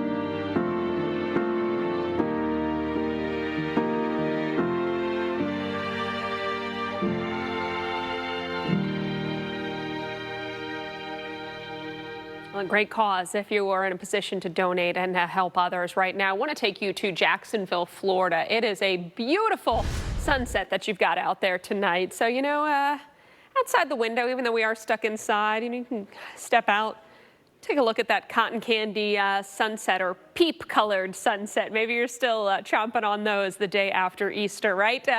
Or maybe you're like me and you've almost run out of peeps already. Luckily, I got refills today. Hey, Jacksonville, you're at 81. Chance of thunderstorms out there today. We did about 2 hours ago have a strong thunderstorm to the south of Jacksonville. But Jacksonville, you're not out of the threat zone as we talk about storms in the coming days. You're going to notice that same area in the threat zone each and every day. Still dealing with a strong storm, or at least a thunderstorm, I should say, on the south side of Jacksonville. The stronger storms have since moved offshore. That one earlier was warned for severe weather down into Clay County, amongst others. We get a little bit of a break over the next few hours, but notice by, say, 3, 4, 5 a.m., thunderstorms begin to fire up again, and they're just going to continue throughout the day tomorrow morning and afternoon across the north part of the state of Florida. So pretty confined in terms of area scope or scope of area with these storms. Thanks to that wave of low pressure moving along the front, we've got moisture in play. We'll have daytime heating help to support the thunderstorm development. That energy is in place, and those stronger winds aloft will help to organize the storm. So you saw a pretty well-defined area, just like today, across North Florida and Southeast Georgia. So we got to watch for that tomorrow and then again on Wednesday. Mike, nothing really changing in terms of our threat zone. Jacksonville could be looking at their third straight day of the possibility of strong storms. All right, so what would you rather have? Would you rather have the warmth and the storms, or would you rather the cold and the snow? But how about this? Harrowing moments this yesterday in Wisconsin. A police officer opens his door, steps out, then seconds later, did you see it? A passing driver crashes right into that open door. Slow it down for you there. You see it happen and jump out of the way. Certainly encourage everyone to slow down to an appropriate speed for the weather conditions. A huge amount of snow falling for us, by the way, in the upper Midwest. That is just a close call. We get so many videos like this of these dash cams, police officers finding themselves in trouble.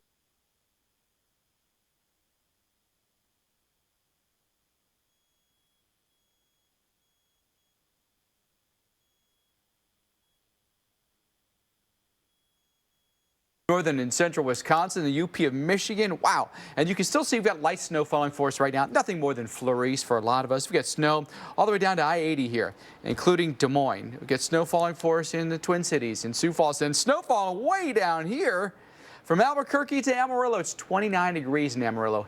That's it. 25 in Denver. Will be in and out of the snow for you, and several inches of accumulation likely to drop before all is said and done. But we tend to get a decent amount of snow in March and April across the Front Range, so it shouldn't come as much of a surprise to us. Those are our snowiest months. Watch it fill in down here through the Palmer Divide, and then down across the Texas and Oklahoma panhandles. Could get some snow in Oklahoma City, in a place like Lawton, Amarillo, down toward maybe a Lubbock as well, and then all breaking down by about lunchtime for you tomorrow. How much do we end up getting here? Check out the totals. In some spots, you might get upwards of 3 to 5 inches. For the rest of us, it's a 1 to 3. In the lightest blue color, less than 1 inch of snow coming your way, and that means Oklahoma City. Probably flurries more than anything else. I don't think you get much accumulation here. All right, for Amarillo, how about our forecast? Snow comes in overnight tonight. Look how cold it stays, even through lunch tomorrow. Temperature staying below freezing. So late season chill and late season snow coinciding, Alex. Yeah, some people may think just below freezing would be a warm change compared to what you've got in your forecast. Tomorrow morning, looking at record lows for many, including Denver. We're expecting you to beat your record of 15 with a low in the low to mid-teens. Rapid City, the record there also 15, but your forecast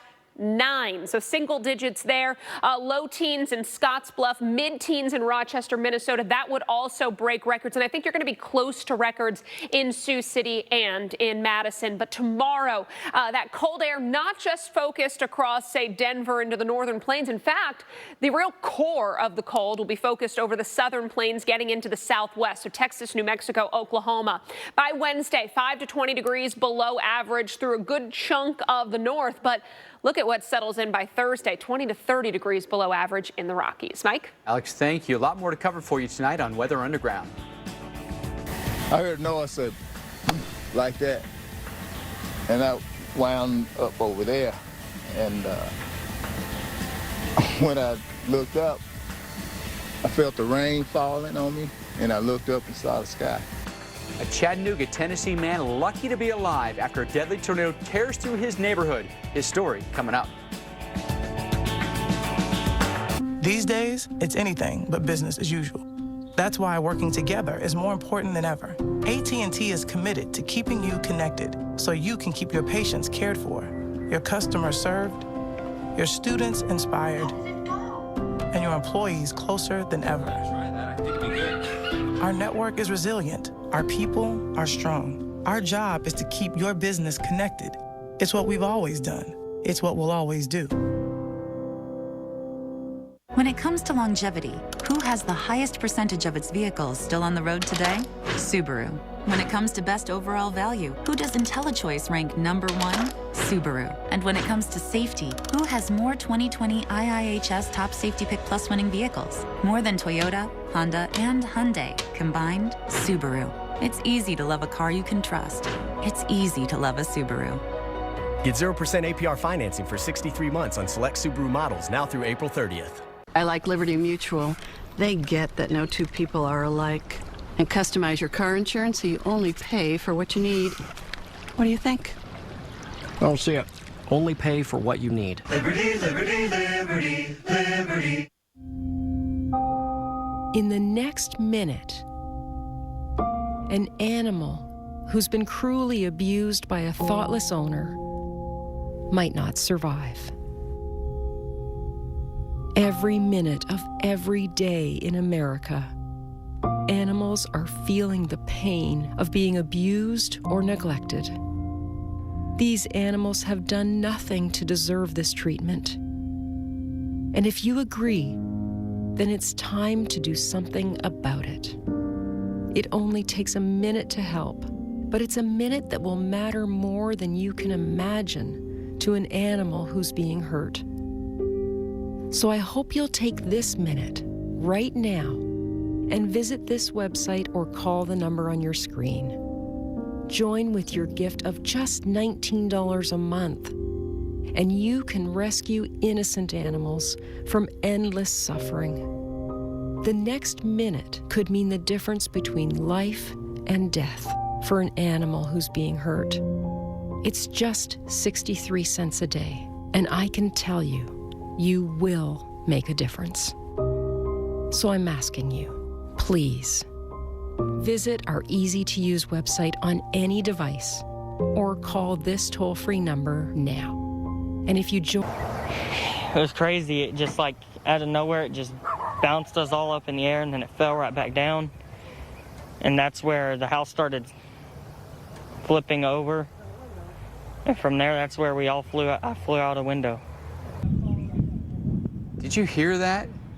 Hard to believe they made it out alive. They were literally picked up by the tornado and tossed out windows. We've now learned that 7 people were killed here in Chatsworth, Georgia, in a tornado that struck there, and literally nothing left of their homes, just debris scattered everywhere. Can you imagine how terrifying an experience that would be, being thrown out of your home and out the window? It's why we always urge you to find a safe shelter and make plans to get there before the tornadoes come, before those sirens sound. Now, this next story shows how one family's safe room was the only thing separating them from a raging tornado that flattened every home in their neighborhood.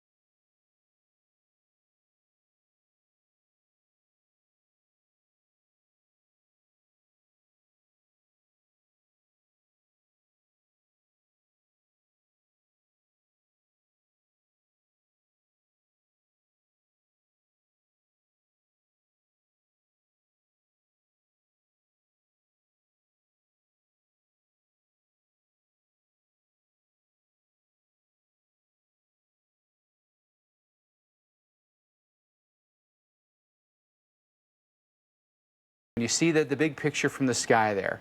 Their home is gone. Their neighbors' homes are gone. Literally the only thing left, Alex, is that one small closet, in essence, which was their safe room. They went there. It saved their lives. Yeah, so important. And very rarely do we get such a, memorable picture like we do right there. That's something that's going to stick into your brain and just show you how important that safe spot is. That is literally the only thing that's still standing there from that home. It's remarkable. And I can't help but wonder, too. Listen, we lost 32 lives that we know of so far, which is a startling number. But also we're hearing stories, Alex, of people going to shelters, people going to the right place and surviving. And I wonder how much of that has to do with so many people being home right now and listening to the warnings and knowing where to go, or at least being in close proximity to a place they needed to go to. Yeah, that's a good point. Now that we're at home, we don't have the other distractions of, kids' sporting events or, nights out with friends. It is allowing us to maybe pay more attention. But given what's going on, too, there was some concern that maybe people wouldn't take advantage of shelters. Knowing the threat was so high, we hoped they would. Sure enough, here, residents in Starkville, Mississippi, they did go to the public tornado shelter. And here you're balancing that sheltering in the public spot while practicing safe social distancing. But you can see people there were wearing masks and, keeping distance from one another.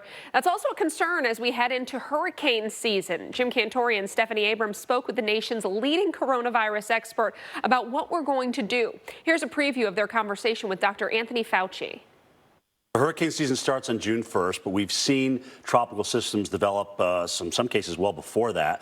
What do emergency planners need to take into consideration as they set or adjust evacuation routes for coastal communities who may have to travel through the COVID hotspots? Just the fundamental principles of, if possible, keeping yourself distance to avoid, if possible, more than 10 people in a crowd. If that is not feasible, to wear some sort of protective equipment across your nose and your mouth, to wash your hands as often as you possibly can. I mean, you're creating hypothetical but potentially real situations that are going to be challenging. And what you need to do is the best you possibly can. And you can hear that whole interview with Dr. Fauci tomorrow morning on AMHQ from 6 to 9 a.m. An interview you do not want to miss. Coming up on Weather Underground, it's one thing people in the South don't want to see, and it's more rain. Unfortunately, rounds of rain on the way, and we're timing out when you can expect to see it in your neighborhood. That's when we come back on Weather Underground.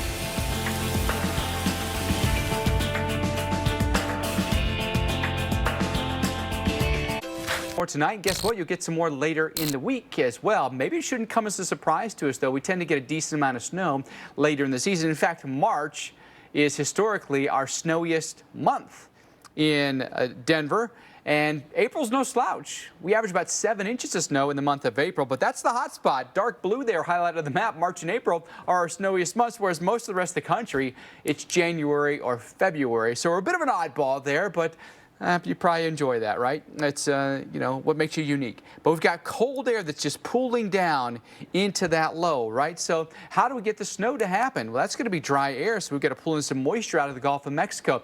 You pull it into that cold air, game on.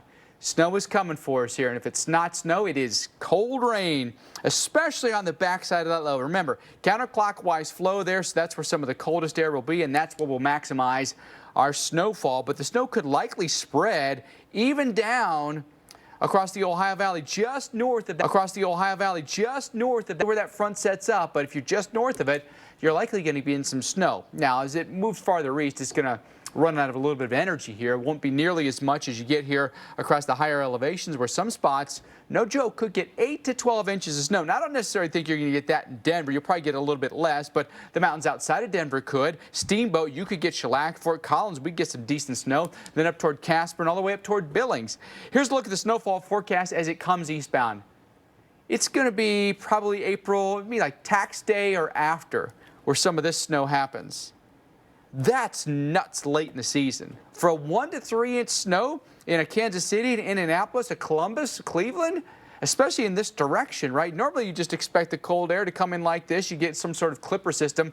That's not the case with this one, but impressive to say the least.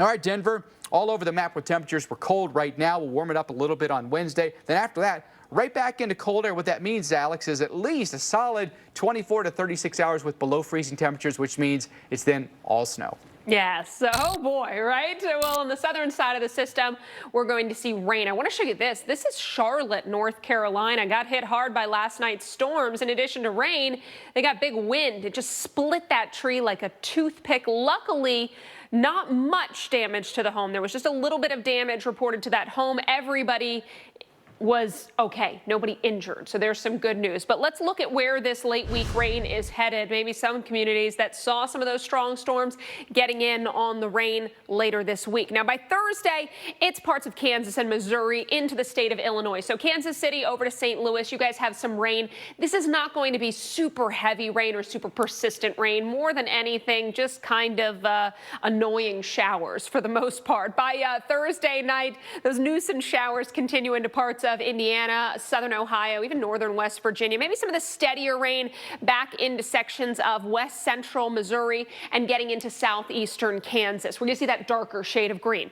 Now on Friday, a bit more persistent showers across parts of West Virginia and Kentucky. But again, that scattered rain now getting into the 95 corridor, D.C. up through New York City. Friday night, actually looking at a little rain-snow mix into places like Morgantown, West Virginia, rain for Roanoke, Virginia, and some steadier rain across, say, Delaware and the D.C. metro area. By Saturday, some lingering rain showers, but again, these are more of those spits of rain as opposed to really heavy rain. So by no means is this going to be just a washout of the first day of your weekend, but at least some showers here and there. Now, in Washington, D.C., afternoon light rain showers. Friday night, I think, offers up our better chance of seeing some steadier, persistent rain, and those temps will be chilly, dropping into the low 40s. So it's going to be a pretty raw night out there in the nation's capital. By Saturday, we're back up to the upper 50s with a mix of sun and clouds.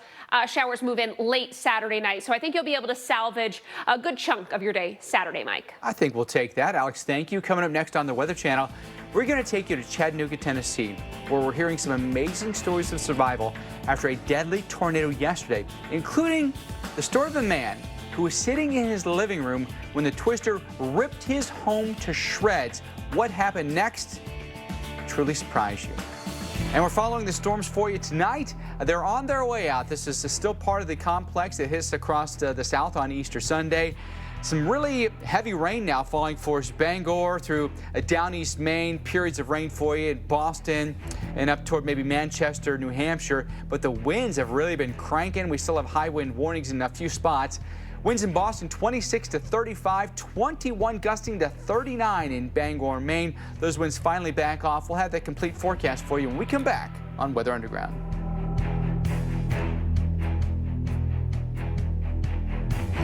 Hey, America, I've got something to say. The census counts us all. And an accurate count helps in watching AMHQ, weekday mornings on the Weather Channel. A lakeshore flood advisory is in effect.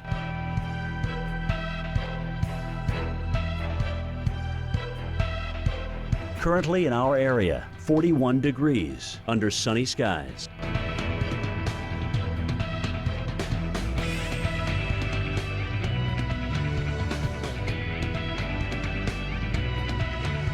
Tonight, partly cloudy skies, low 28. Winds could occasionally gust over 40 miles per hour. Tuesday, intervals of clouds and sunshine, high 44.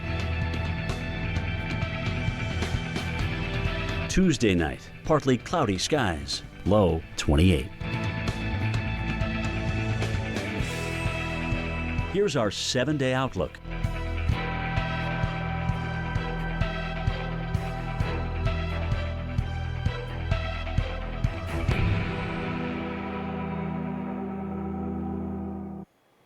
Well, back to the deadly Easter tornado outbreak. Crazy scenes in Chattanooga, Tennessee. The National Weather Service says this was caused by an EF3 tornado. Just some of the damage that they are seeing across the area.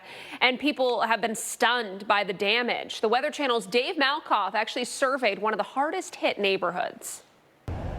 This is an assisted living center for people with Alzheimer's disease, and all the caregivers here really had to put in some very creative overtime work in trying to figure out how to move a population of 65 people with Alzheimer's and move them over to a hotel in the middle of the night. Think about a challenge on top of a challenge on top of a challenge. I was in the chair watching television in this chair right here. See this chair? The tornado that came through this neighborhood threw Richard Goodlow Sr. clear across his living room. Then I woke up and saw this. Good thing he didn't fall asleep in bed. His bedroom is back here, under all that debris. The tornado pretty much touched down right behind our house. I can't imagine what it's like.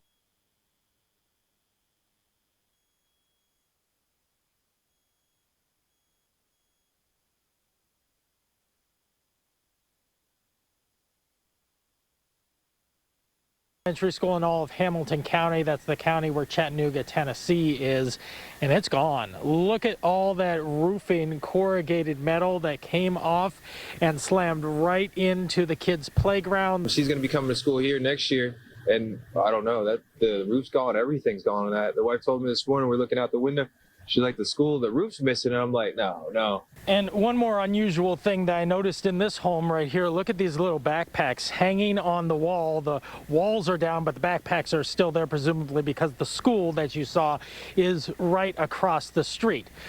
First, they weren't able to go to school because of COVID-19, and now the school itself is gone because of the Easter tornadoes for 20.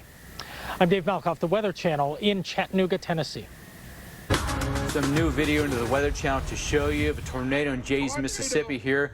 And you see some debris flying through the air here. You see a dark spot right in the middle of your screen. That's the tornado. That is just stunning. You can see how debris is being pulled from the camera view into the tornado, into the actual inflow of the tornado.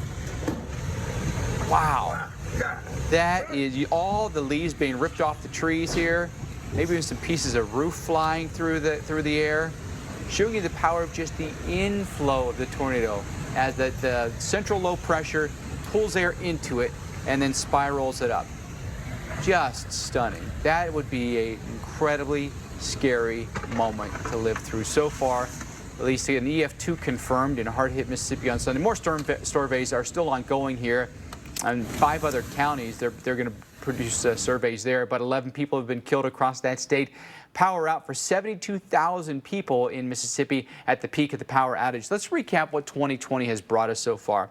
311 tornadoes, not including what happened yesterday. And Mississippi has had the most with 41, Texas 35, and Tennessee. Remember the big outbreak we had in early March? We've had 25 tornadoes in the volunteer state. Look at Sunday's outbreak here. No EF4s. Could something go higher? It's possible, but 3 EF3 tornadoes so far. Majority of the tornadoes were in the EF0 to EF2 range here from Texas over into the Carolinas, all from one day. And I think that as more storm surveys are done, more and more tornadoes will be confirmed. We're just so vulnerable across the South in what's known as Dixie Alley. Why? We've got a high density of mobile home parks, unfortunately, across the South. Forests reduce our visibility. More nighttime tornadoes in the South than any other part of the country. They've got a large and growing elderly population. All those things put us at a disadvantage when severe weather comes calling. Not to mention where those tornadoes struck, and this was the general area right in here, where a large chunk of that's at greatest threat this time of the year in early April. Now, as we go into May, notice how that starts to back off. And the greatest risk area now becomes more of that traditional tornado alley, and the greatest threat starts to creep a little bit farther north as well. So later April into May and into June, we don't tend to see as many tornadoes across the South as we do early in the season, or even what's considered out of season. Wintertime tornadoes can be quite prevalent across Dixie Alley as well. So and maybe another factor that goes into all of this of why we're so susceptible is it happening at times we don't often think could be peak tornado times. Alex? Yeah, well, coming up next hour on Weather Underground, or next on Weather Underground, I should say, after a frightening weekend in the South, we're watching damaging winds battering major cities across the northeastern U.S. Who is at risk and for how long? We'll tell you when we come back.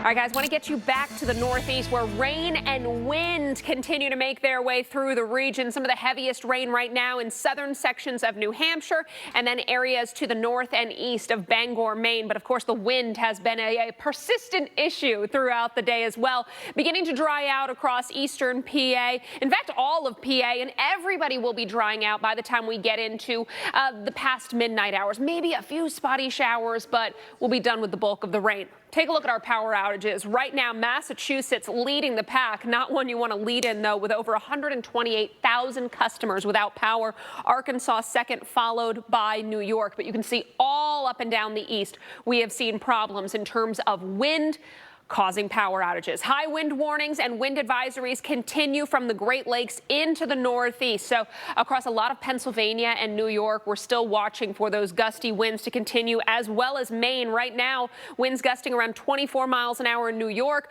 30+ miles an hour for Boston, for Bangor, and for Binghamton. Buffalo leading the pack at 37-mile-per-hour gusts. All right, we got a special airing of an all-new Highway Through Hell coming up right after this. For all of us here at Weather Underground, thanks for watching. Have a great night.